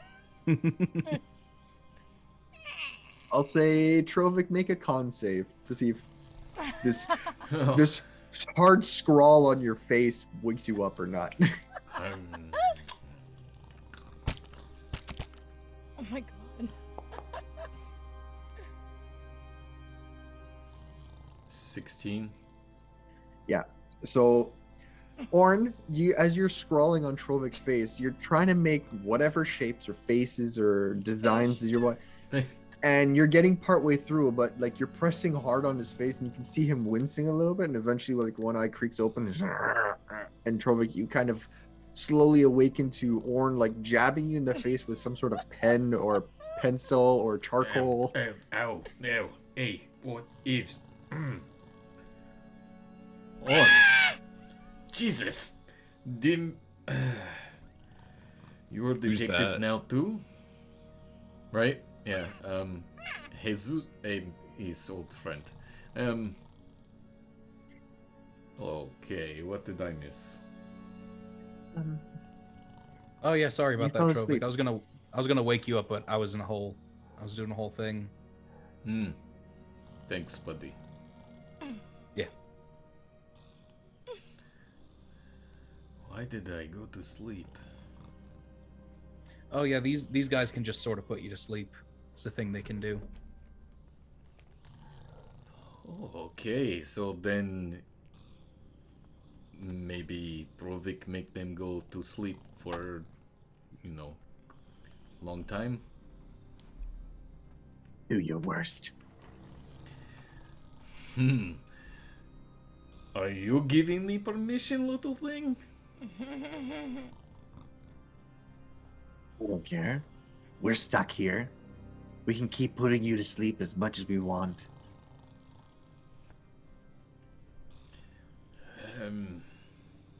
Go on. Go for it. I bet you just want to just swing that axe around. And he's kind of like goading you a little bit. I look to Orn and look to Zazel. Where are you, Zorl? Just like standing behind a table, I guess. I Like on the wall. Slowly look back at you, kind of. Now I'm a little worried, like, what is Zorl going to tell me? Zorl? I do not regard you at all. Okay, I cold cock the son of a bitch. And you full on punch him. Yeah. You sock him in the face. Ugh. He's taken aback by it, but it doesn't seem to do too much to him. Just like. That'll do, Trovik. What a If we get too rough jackass. with them, we might get asked to leave. Well, this is not rough. I'm just playing with him. Besides, I think we've gotten a good amount of information from them. They don't look like they're going to be too useful big picture stuff, but maybe we pay their boss a visit. and I'll flip the copper piece up in the air. Oh, wait. And catch it. Zoro. And drop the spell. Damn it! You got the spell and she's like, ugh. You can now like, so you're finally out of my head. Did you learn a bunch of things? Oh, plenty. I mean, I learned that you're ugly, but I learned that when I walked in here, so. I mean, when we take these human shapes, they're quite ugly themselves, but they do well Yeah, to they're blend so in pink, with the right? crowd. Pinks, oranges, brass, coppers, doesn't matter the skin tone. Seems to work on you humanoids. Well enough, that is. Yeah, you had us fooled, honestly. Well, I assume you got what you wanted. We got what we could find. I do wish you had more information about the weird beasts. Kind of disheartening you didn't, but... Oh well. No one seems to know about those things. They're just popped up. We just try to stay away from them, like everyone else. I know that I just spent like a full minute in their mind palaces, but can I insight check that? Sure. I was going to say, you gather he's not lying. He's being snide or snarky, but considering when you probed that initial thought and it didn't sound like a lie, that they were actually not really sure of why these things were popping up. That's a natural 20. We rolled a natural 20 anyways. Yep. I'm in that post detect thoughts clarity. My insight checks are real good. I mean, you have a decent passive insight as well. So it's just kind of like, just from him saying that, you can tell he's being an ass about it, but there's no reason for him to lie about something like that, considering, at least to him, you've read everything you need to know, so there's no point in him trying to manipulate you.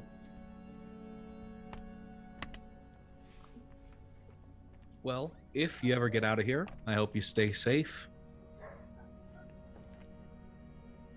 If we ever get out of here, I can almost guarantee we'll see each other again. Oh, you don't want to do that. Thank God. One way to find out. I guess there is. I'll stand up from the table. We all ready to go then? We don't get to kill them? No, they're the local authorities' business now.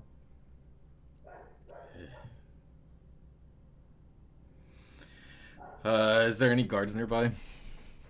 You know that the guards are outside the room, Okay. awaiting. I'll step out and go to one of the guards. You open the door is locked. You knock. The door unlocks. One of the couturiers kind of like pokes his head in. Ready? All done? These, since we found prisoners, he's like finders keepers. That's not quite how that works. Can we kill them now? No, they've done harm. They've broken the law here. We will keep them imprisoned here for now until we can decide what their fate is. Wouldn't be just to just kill them. Well, if It's you not how- decide to kill them, yeah, let Trovik know, okay? Right. Uncle Tor, is everything okay? Have you finished your interrogation, or do you need something? Oh, I'd say the interrogation went fairly well. Good. And he kind of opens the door all the way in and kind of ushers you all out. Closes it and locks the door. Well, Actually, on our way out, Mhm. I'll like turn to leave, but then I'll turn back to the two jackal wearers and I'll say, I feel terrible. When I was making you a bit more honest, I didn't ask your names.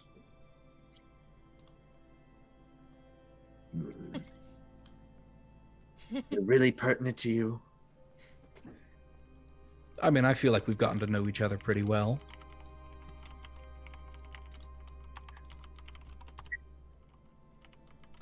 The one that you were like, the dark-haired one, he just kind of sighs. I'm Siege. This is Malik.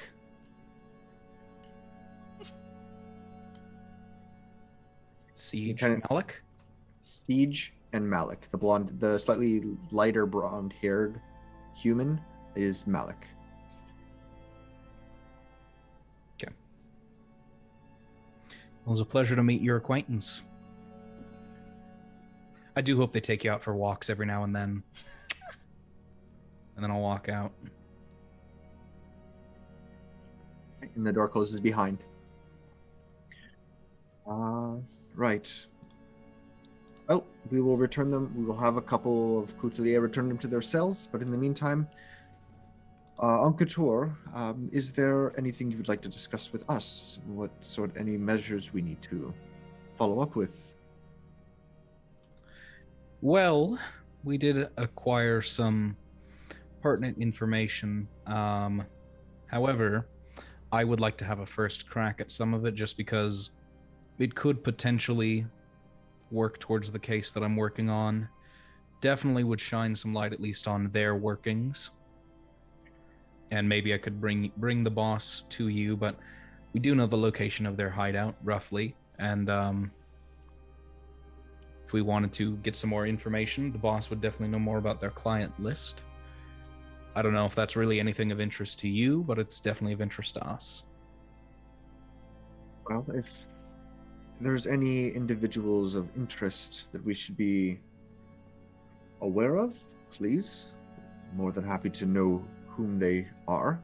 If there's anything relevant to the town in terms of safety and protection, we'd highly suggest you provide us here with that information as well. But in terms of your personal investigation and your assignment, if it's outside of Boamar, then it's out of our jurisdiction and we can offer you some aid, though we must stay within the town's city limits. Oh, of course. And their group won't pose any particular threat to Boamar specifically. They seem much more angry at us specifically for messing up their payday. Understood. We will make sure we keep an eye on them. They seem to be able to shapeshift into jackals, humans, something in between. And then we will speak with Merlit Hazeldreamer, and as well as maybe send a report back to Sarandon. And it'll take some time, but decide how they should be dealt with. I'm not so, and he kind of leans in a little bit closer, but not so much leans in closer, but moves away from the interrogation room. I'm not so sure this compound can hold them. It's simple, like this town. Ages work for animals and some people, but they're a little bit more than that. So we'll have to be extra careful with them. Yeah, they're a slippery pair, all right. If anything happens, make sure you let us know. Will you be staying in town, or will you be venturing out someplace else if I need to reach you? Or if any of the staff here need to reach you? I'd say we'll be in the area for the next couple of days at least. We'll be venturing out and towards the Timberlands for a little bit. But we'll come back here for rests, and once we've finished up all of our business here, then we'd probably head back. All right. And you can see on his face, he's a little surprised when you mention the Timberlands. And he's just like, well, do be careful in there.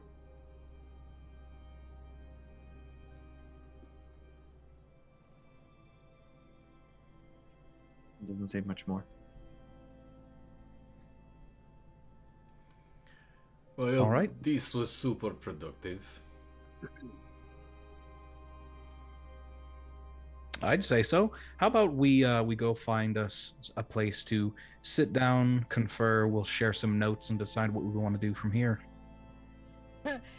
When you say share some notes, Orn points to Trovik's face. Even Doxy is kind of like trying to hide a little bit of a giggle. What? Why is everybody looking at Trovik weird? Doxy kind of like gestures. Come a little closer. Come. She kind of like licks at one of her paw, and just like slowly is trying to rub whatever scrawl has been put all over your face. It's just you got something on your face, is all. Just sort of catch not- Orn's eye and go. It's not a Sharpie, is it? No, it's coming off. It's just taking a little bit. And she's kind of like really rubbing her hands into your face, and you're just like.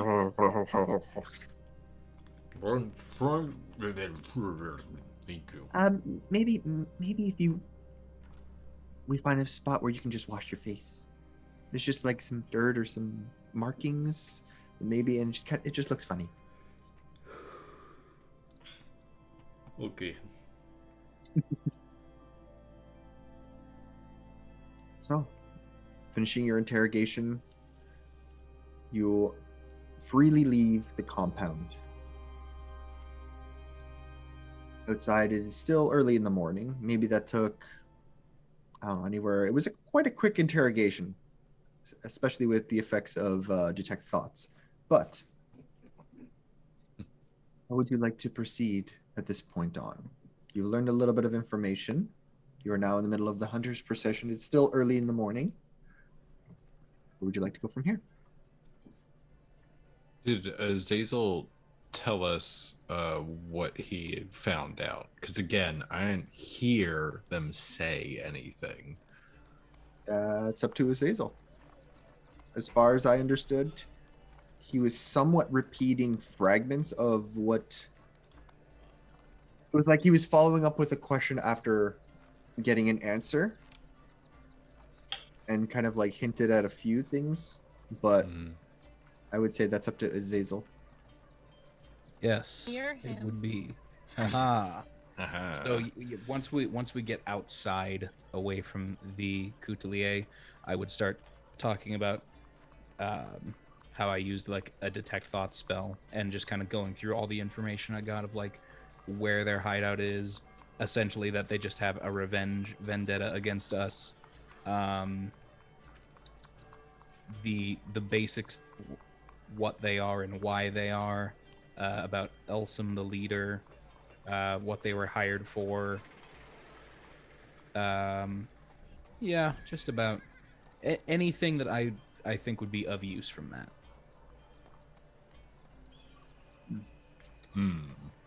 It sounds like we must go to see this lair. I mean, Yeah, I think that'd be perfect. The direction we were headed was east towards the Timberlands anyway. So this confirms that. Yes, it does. I say we could head there right away if need be. The sun is not yet high in the sky. We have time. Orn says they have lots of time.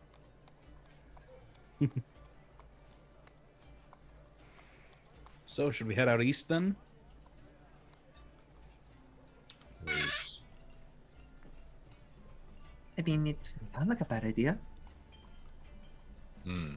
Trovik, Yes, a Zorl. word, quickly. Is it something And I- about my face? No, your face is fine. And I Do it. sort of want to talk to Trovik in a way that Doxia cannot hear. So I sort of like pull him aside and I say, "Do you think this is an adventure for Doxia?" I personally don't think so. No, she. I mean, look. Little Flower is going to do what Little Flower wants to do, but if it were up to Trovik, I would try to find some way to keep her safe elsewhere, because as much as Little Flower want to grow to be strong warrior and fighter and dancer of the blade like Redman, it is not in best interest of Trovik or her health to be involved in things that seem to be getting more dangerous. So I only don't know how easy it will be to convince her to stay. And if she stays, how long we will be away. I don't know. I promised Little Flower that I would take her back to family, but she has not told me enough about family for Trovik to know if there is still family or if where exactly family is. But it is Trovik's one mission to get her to safety. It would break Trovik's heart to see Little Flower go. But Trovik know inside that it is best to let Little Flower go when she is safe. Perhaps then, well, it may not be the safest in particular. She will be there with us. It is best to keep her with you. The best, hands are still your own to ensure her safety. And you will do your best to protect her. Yes, it is Trovik's sworn word. An orc that is strong bond. Okay. Just as she is taking her lessons with Azazel, might also be important to remind her of perhaps the dangers of the world. A sword is a weapon and a tool, but it is a curse. One that Azazel is carrying cursed sword? No. Well, technically, a sword is meant to destroy a life. That is a curse. So is Trovik's X, but Trovik X? Yes, you are also carrying a curse with you.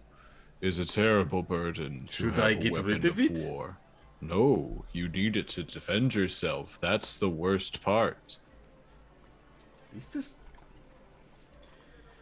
I more don't expect you confusing than to. finding I don't out. expect you to understand, but perhaps Doxia will in time. She is eager to use a sword, but does not know yet the importance, the great burden that it is to wield it. Where Trovik come from, it is your weapon that makes you who you are. And when you bring down foe, you show your respect by taking peace on body.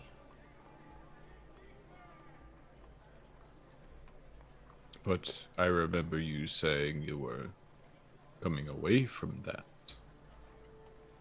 That was not who you wanted to be anymore.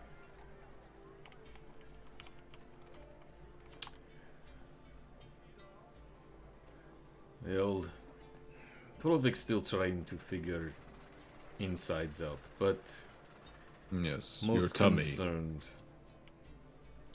Yes. Magic spirit belly. But Yes. it is of big importance for Trovik to protect Little Flower no matter what. Yes. Again, we are on the same page, although perhaps a different I can't read. sentence. It's okay. It's just a metaphor. What's It's still, I'm saying something that relates to something else. okay? Okay. Weapon is to be respected. Where you come from, it defines who you are. So it is used to defend and to destroy. Mm-hmm. And in that way deserves respect. And you, I believe, should be the one to teach Doxia that. Because she will be coming with us. So you think maybe Azazel should not be teaching? No, Little Azazel Flower? will teach her. Azazel will teach her how to use a blade. And you must teach her why to use a blade.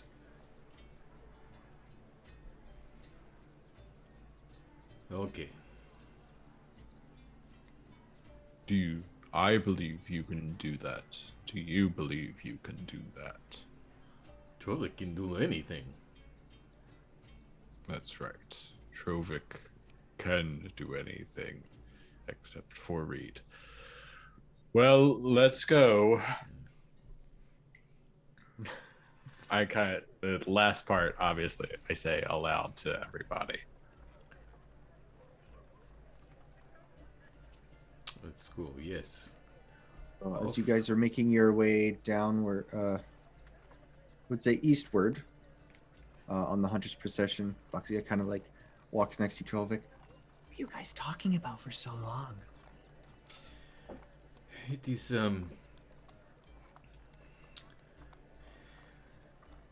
there is great importance of learning to use blade.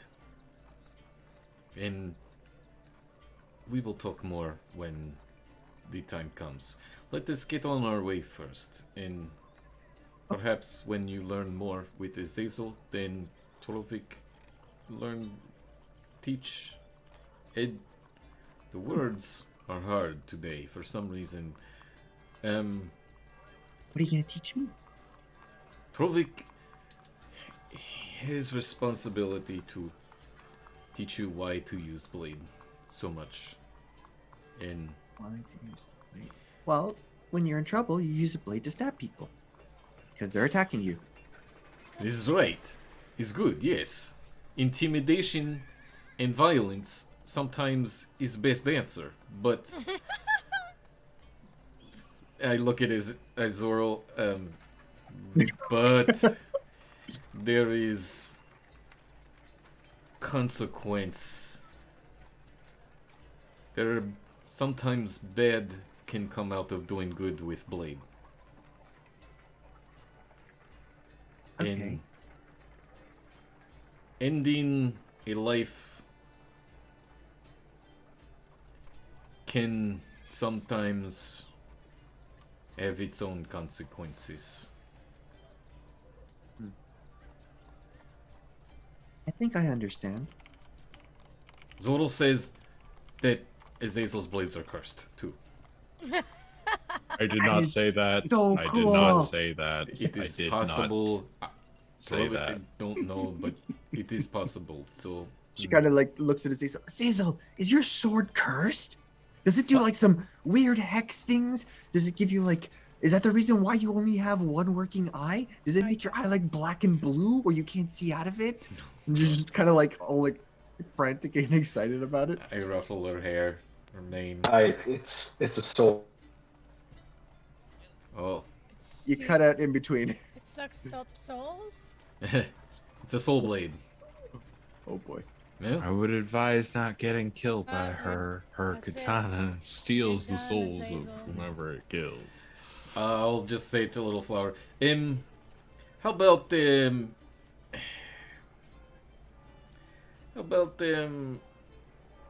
Trovik try giving you lesson today. Next Oh, what do we?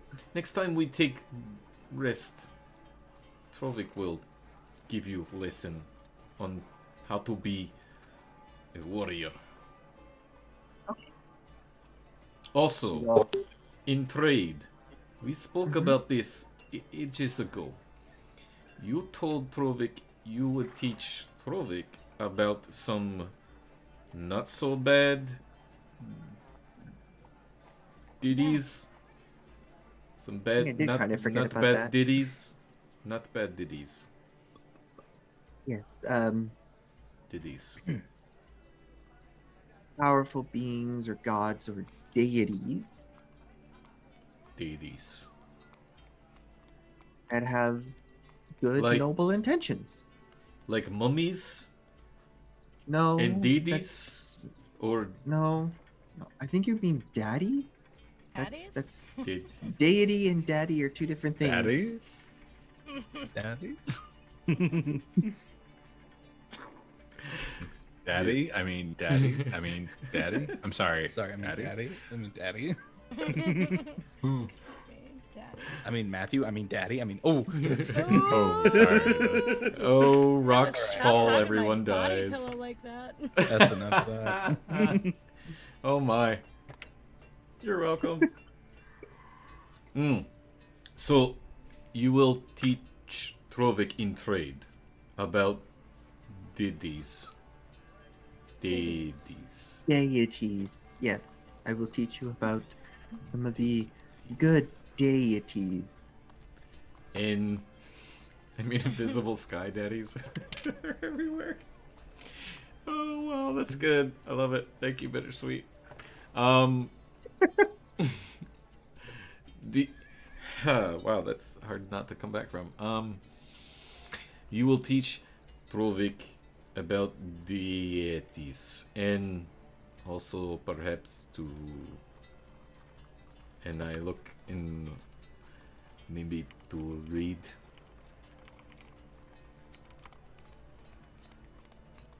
Okay.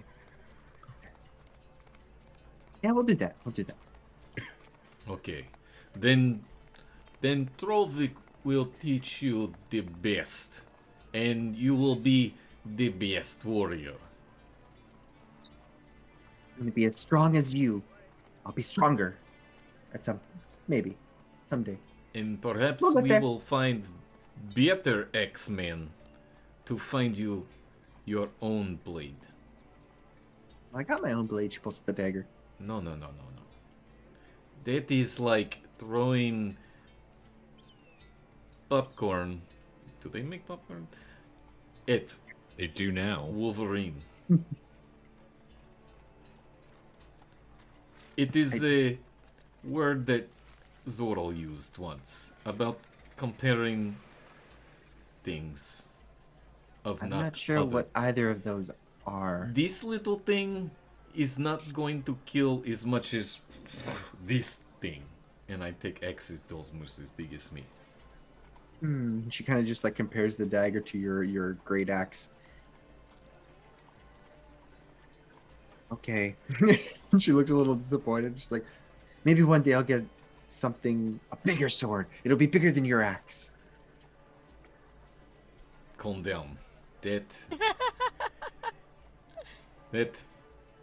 little feel maybe we start in I know. Start small and work your way up. baby steps. Yes.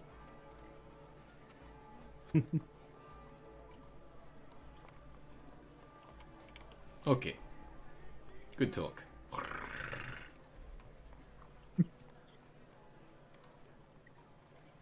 We moving. We're talking. We're walking and talking. Yes, you're walking and talking. Okay. Did we make it out of town yet? It is a bit of a long stretch, but It takes some time, and eventually you get to the edge of the hunter's procession heading eastward into Tyranny open fields, or the wildlands, whichever you prefer. And just like when you first arrived to Boamar, at the entrance there was a large oak tree, covered in talismans and ornaments. Ornaments. There is, yes, ornaments. Lovely. There is a second one, just at the edge of the hunter's procession. A large oak tree, almost identical in size, decorated almost identically the same way, sitting right in the middle of the street. And as all you pass by, it's a beautiful sight. It's oddly placed, though it is a beautiful sight. And as you pass by Zorul, you hear that same voice again, kind of call out to you, "Be safe." What? Just Only Zorul nod my hears this. head in acknowledgement and just You all venture eastward into the Tyranny Opens fields. The land itself is very wide open, tall grass. There's a certain point where it's mostly like the dirt road kind of ends, and you can kind of see some of like the walking trails that some of the hunters have made because they constantly go to and from the open land to Boamar. But over time, the grass grows taller and it kind of obscures these subtle little trails. Point where now you're really deep in the brush, so to speak. The grass itself, I would say, probably on Azazel, as he is, if I'm not mistaken, he is the shortest of the group. It comes to like knee high to you. There are various assortments of trees, bushes, you name it, scattered about, and you can obviously see further ahead. It could possibly be maybe a day or so or more, but you see like the fringes of the Thurkona timberlands, the forest that kind of spans the whole northern side of the province. You can see just like the tail end of the southern part of it as it kind of like wraps around, and looking in this case looking to your left upwards, which faces north, you can kind of see where it all encompasses the whole northern side once you get out of Boamar, and it's just blue line. But in the grass itself, where exactly are you guys going? North, south, east, west? Do you want to just walk and see what you bump into, so to speak? I think the plan was eastward towards like the southern tip of the Thurkona timberlands. Okay. But You just know the tip. roughly the general area where you kind of got that subtle image in your mind. You know the general area. I'm gonna say let's do it like this. Let's do it.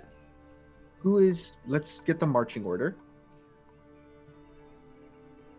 So who's leading the group? I hope it's Azazel, because I don't know where the heck I am going. Sure, I can. Let's see here. Did we left without Zilri? Did we ever find her? You guys didn't find Zelry. Yeah, we still are trucking, I guess. So I will also follow next. I will walk alongside of Azazel, but tell Little Flower to follow very closely behind. Sure. Yeah, you guys can use your markers as your marching order. sort of like Right, walking. that's a thing that we can do. I guess. Well, like if Though you're Azazel not in wants Boamar to anymore. be, yeah. It does look If about- Azazel wants to be in front, you could do that. Azazel, Azazel, are you comfortable with leading this expedition, or you are the most traveled of us, at least on foot. Do you want to kind of know Yeah, where you're going, but are you comfortable in the wild? Truth be told, it's a little new for me. I think, as someone who's the more resident wilderness expert, if you wanted to sort of get on up here and I just sort of make sure we stay on track, I think that would really suit us best. Why don't I do that, and you just tell me the direction where we are headed? Sure thing. All right, And I'll do it. I've got Pepper, so when we start getting closer and closer, I can have Pepper do a little fly around if need be. Okay. Okay. So we have Zorro leading the group, if I understood that correctly, with Azazel following behind, and then Orn and Trovic and Doxia in some fashion. Yep. Sounds. Yeah, I want to be behind Doxia, since she's behind Trovic. Okay. So, in this case, Zorro, because you are leading, can you make a survival roll for me? I can.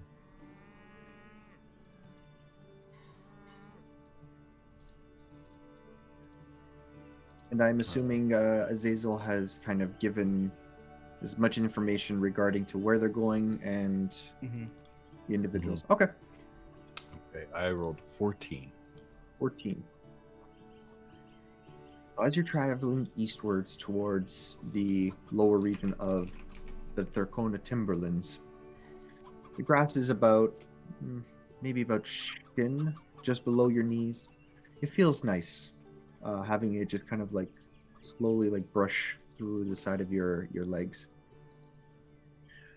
You do your best to follow through and lead and continue heading eastward to where you believe their encampment is.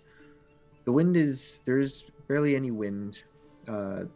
Mass amounts of forestry and grassland around you, though it is in pockets, we'll say. You look up, you see an eagle flying overhead. It kind of just cresting over, doing its thing. You make, I would say, by midday, you guys continue without being blown off too much off track, and it seems to be in the right general direction based on what Azazel has told you.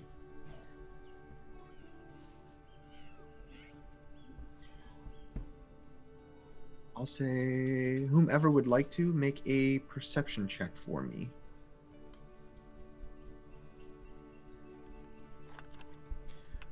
Let's see. Yeah, I'll go for it. Oh, Jesus.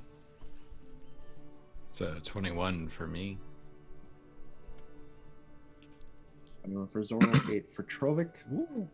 So Zorro leading the pack, looking out again, and actually this time focusing on the small brambles within the trees, the bushes themselves, looking to see if they shake or skitter. You see like a rabbit kind of like pop out of one of them. And your attention moves over to another thing. You do see what looks to be an elk, kind of like just in between a handful of trees, maybe about 80 feet away, 80 to 100 feet away, kind of just slowly moving between the trees. But it's huge. It's bigger than your average elk's size. And it's just kind of looming, and it's able to actually reach its head up into the tall branches of the trees and pick off some of the leaves and eating it.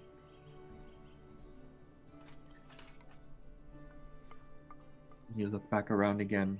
The sky's a little bit clear now. The eagle that was passing by a few hours back, is long gone.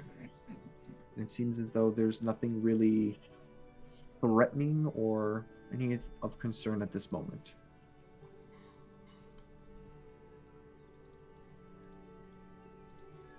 So go for the second one. Do you want to make another survival check for me, or would someone else like to attempt to? I will assist if someone wants advantage. Sure. I'll still be leading. I feel pretty good. Okay. You know, Zorl's at home, and as This is his your natural environment. element. This is my outside of the walls. Outside in general. So if I'm getting Trovic's help, I roll with advantage. Yep. I will say, look, Zorl, my finger points. Okay. 24. 24. Wow. Not taking my role. Continuing on traveling midday, you guys stop for a quick moment just to kind of take a break after walking for a few hours. Kind of have a snack, either a ration, drink some water, kind of sit down for a few minutes, and then you start up again. And at first, it's just, okay, we know we have to go eastward, easy enough. There's the edge of the Thurkona Timberlands. But while you're traversing, you find this small patch of, not necessarily footprints, but this path that has been walked before. And you continue to follow it, and it seems to be going in the general direction of the east part of this area. Continue on, and you walk, and you do find what seems to be, at a certain point into it, you make out a few footprints, small footprints, paws, maybe canine, maybe rabbit, something a similar size, but a handful of them that you kind of that you notice within the deep thicket of the grass itself. And you feel like you're on the right track. This seems to be the trail of the beastmen that we were interrogating. Did you say that their lair was on the southern tip of the forest? That's the information that I got. It was the southern tip of the Timberlands. And that is where they were bringing the animals they were hired to capture? That's what they thought. Then this must be the right direction. Let us make haste. The wind is at our back. Who? The wind. The wind? Oh.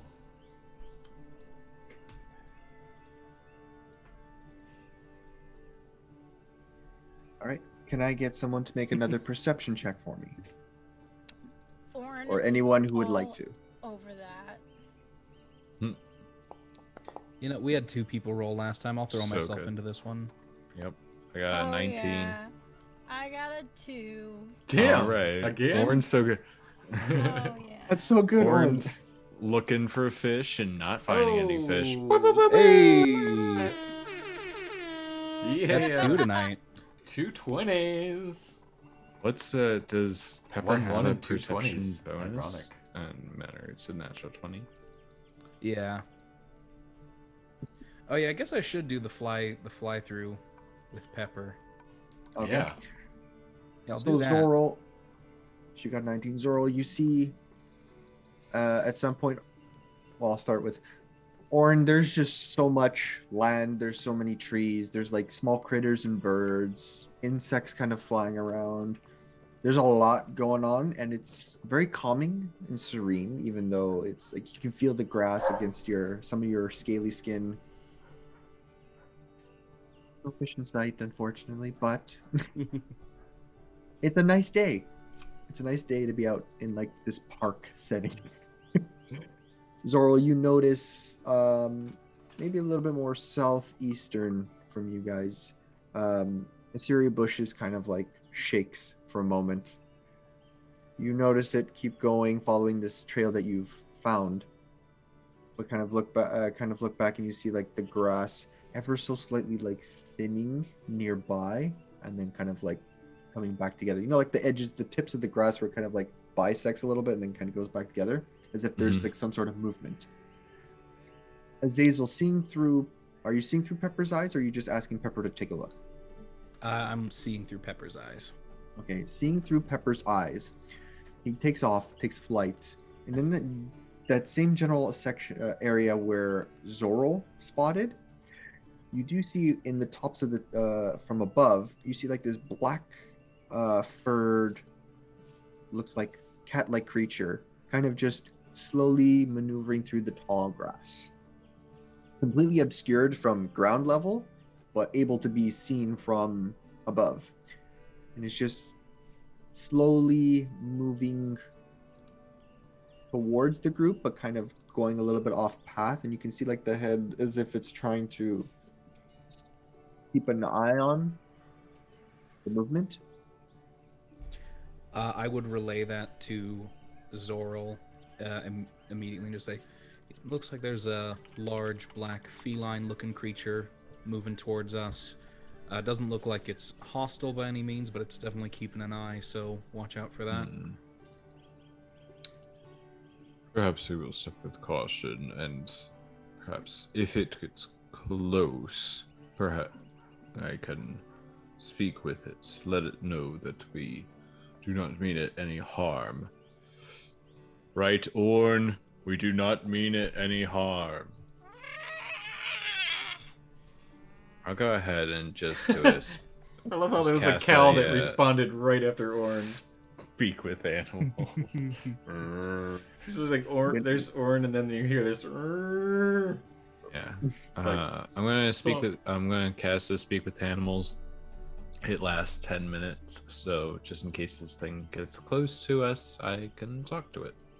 Okay, keeping a beat on the movement patterns. It does stop every once in a while, like the subtle movement of the grass, and then you see it pick up, like subtly move, but like a handful of feet away, and it's not so much erratic, but it's this feline is very deft at maneuvering through the grass without disturbing it too much, though it's not perfect. So you can see it like where it's like spots where it's just like, oh, it's moving here, stop moving, oh shit, it moved over here now.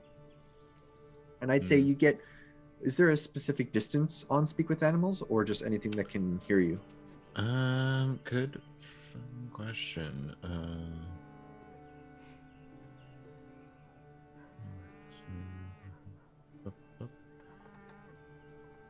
It's just anything, I guess, that can hear me. Okay. I would say at this point, it's maybe kind of following parallel to the group, maybe about 80 feet away.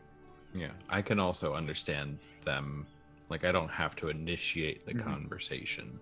You don't hear, like, you can hear subtle conversations or subtle words from, like, things like little insects, like flies that are kind of buzzing about, a bird that kind of, or like the birds that are flying. It's when you hear another eagle call, screech out, and it's pretty much just calling out to a mate, trying to find something. I wasn't gonna actually screech. You up? You up? I know, but Sarah will. Bro! But you don't hear anything from this feline creature. Okay. So it's up to you. It's kind of like in parallel with you. It's parallel with us. I'll just sort of like, if it's like keeping pace with us for a minute or two, I'll just be like, we are just passing through. We do not mean harm. We want to thank you for letting us pass through your territory. We will be through soon. There's like you can sense like there's a pause there, and it wasn't expecting. But you see like you can see at this point the head kind of emerges from the tall grass a little bit. Just it's still fairly tall, but you can see like maybe where the eyes are, and it looks like a panther. It stops for a moment and looks in your general direction. I guess I'm not as stealthy as I thought I was.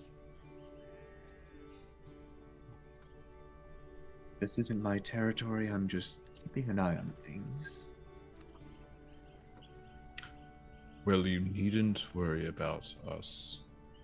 But maybe you have seen the jackals that make this area their home. And it slowly approaches, maybe another 10 to 20 feet. It kind of pokes its head out a little bit. I know of the jackals. They passed through here not a few days before. They've captured other caged beasts. Were there people other than the jackals who came through in the same way? I have seen none like your kind. Humans, elves, in quite a long time. Just the animals that roam here. And a few of the strange ones. The strange ones? Yes, new creatures. Not native.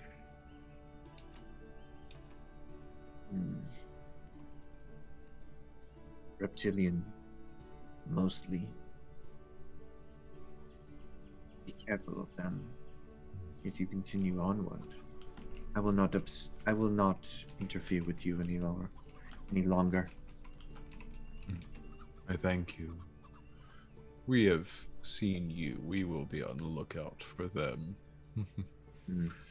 But thank you. I will try my best to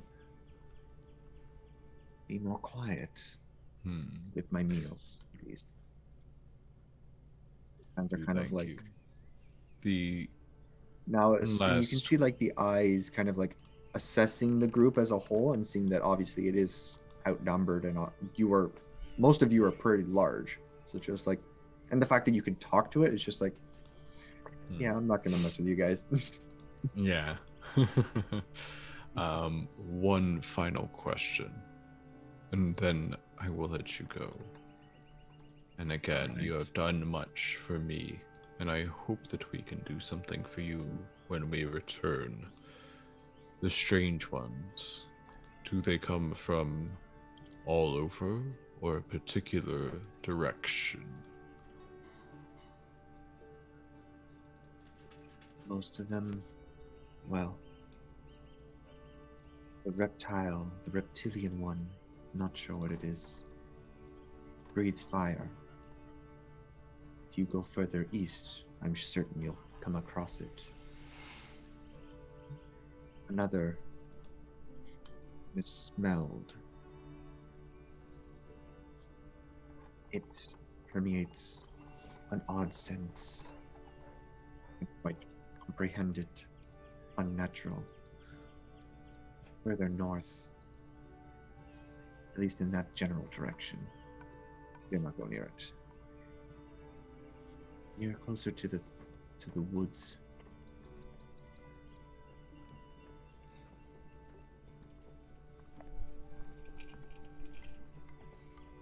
Thank you for your help. He kind of just blinks a little bit, almost like nods, and starts to turn away and slip into the grass further southward. All right.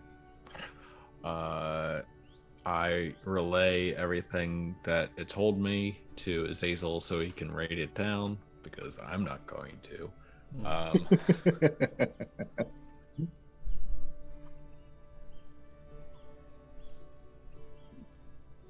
Are we walking as you're doing this, Zorl? It's like, yeah, I would say for this slight conversation, the pace kind of slowed a little bit, and the panther was keeping up. It would stop, so it still wouldn't come too close to you, but it obviously had that conversation. And the rest of you kind of hear like this subtle little like purring, like the odd little growl. Cat noises. That was from me.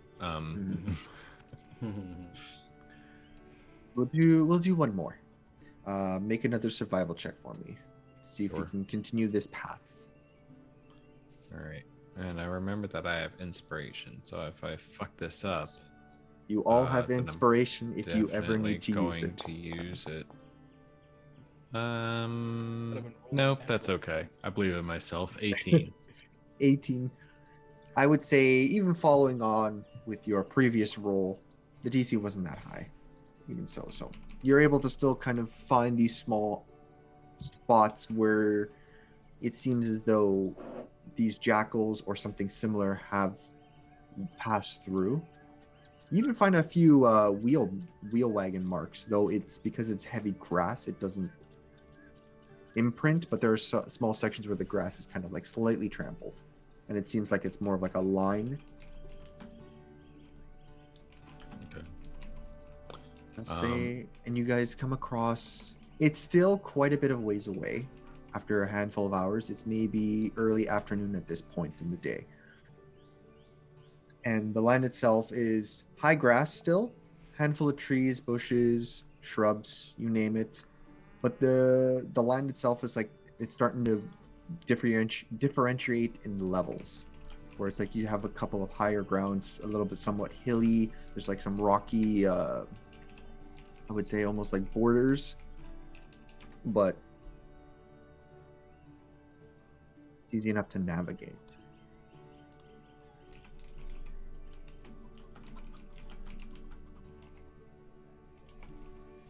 I would say make another perception check for me, anybody. I keep rocking Gotta it, do it. so- Yeah, 17. 11. I not getting very lucky here. I'd say it's not very high, but it's easy enough to notice. A lot of you've come across in the past 6 hours that you've been traversing the Tierney open fields. You've encountered subtle beasts here and there, some of the wildlife. Quiet. I mean, there's no sense of any animal in sight. It's odd. So you reach this as the land became a little bit more hilly and rocky and whatnot. Not so much that it's almost like a mountainside, but just a little bit more rounded hills, a little bit more crevices, somewhat uneven footing and ground. And the area is just quiet. It's almost devoid of most animal life. You notice like a series of insects at one point, kind of like buzzing by, and they're heading in the direction you came. They're heading westward, almost like they're buzzing away. They're going away. Mhm. Well, if we are looking for something unnatural, we seem to be getting there. I do not like the feeling of this place. I'll go ahead and, as I'm saying that, I'll cast Bark Skin on myself. Okay. Lasts for up to an hour.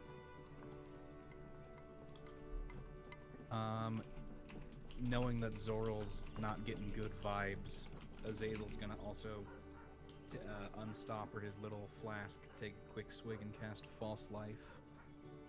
Give me some temp hit points.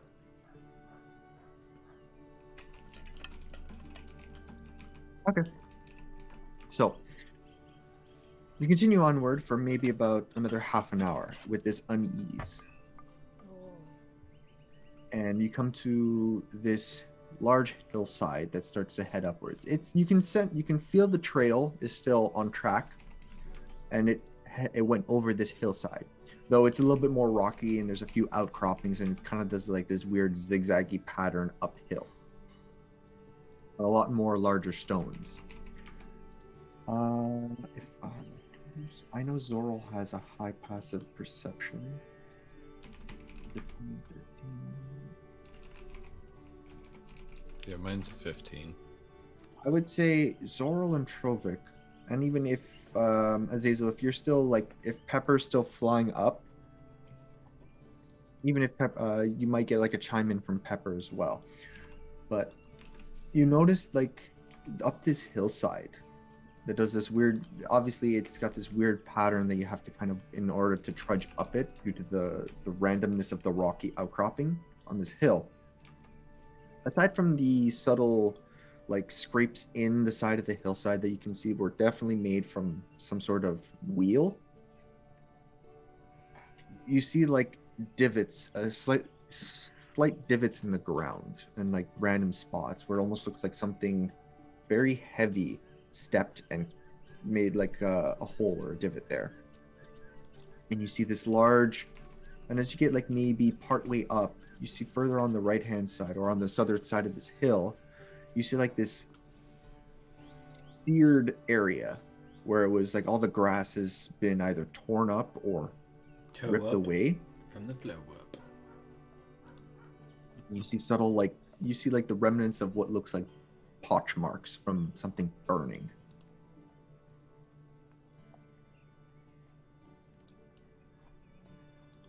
There's nothing on fire, it just looks like something was burned there a long time ago.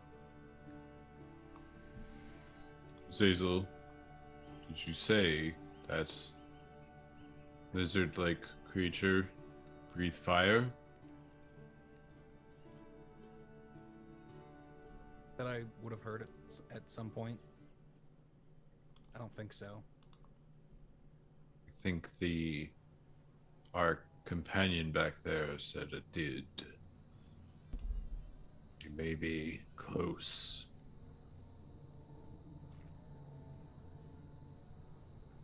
Music was. Let's get ready for it.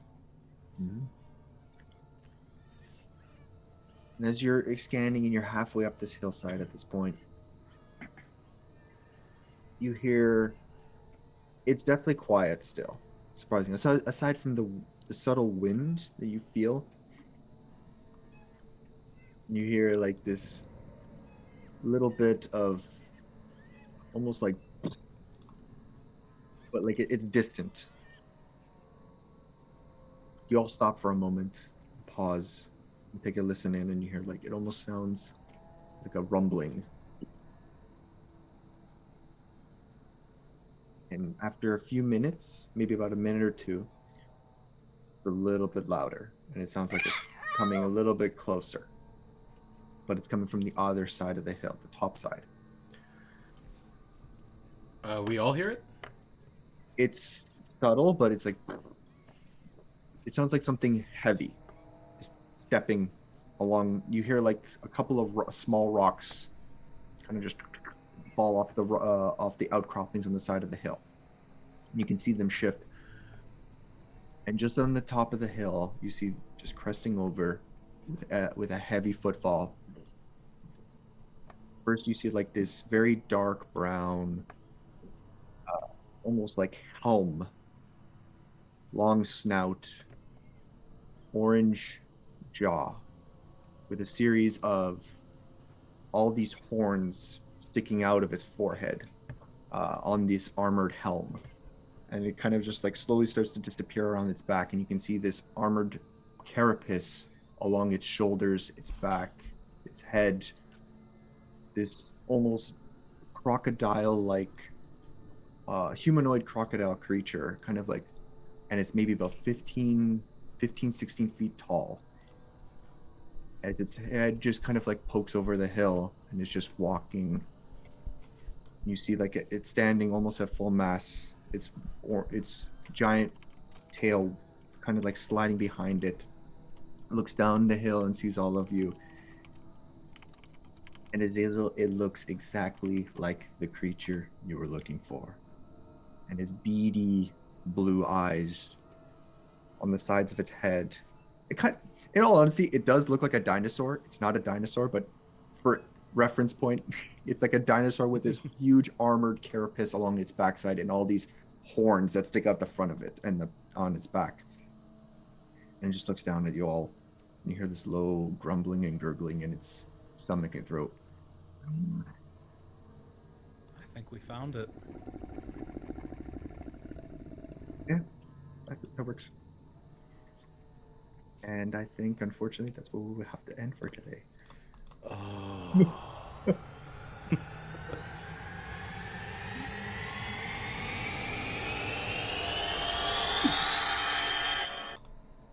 I didn't know this was produced by THX. You're welcome. Hey, sweet. Mental note, casting rage. Barbarian casts rage. Let's see. Muscle and wizard for casts those that are fist. still here, I think I can pull up a picture of it. Yes, picture. We want picture. Picture. I like pictures. Yeah, picture. So this is what you see at the top of the hill. Oh, it's a Oh, Pokemon. It's a Digimon. Digimon. Actually. I don't know. It's a Yu-Gi-Oh. It's a Yu-Gi-Oh. It's a Bakugan battle brawler. Bakugan. Dude, I miss Bakugan battle brawlers. Anyway, It's one of them. It's one of them Beyblades.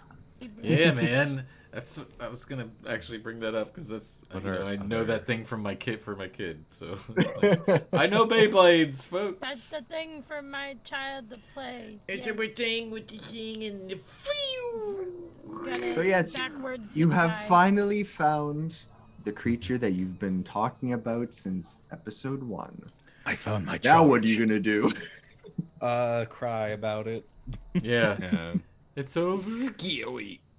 But it's just a trick, because it's actually just Zilri.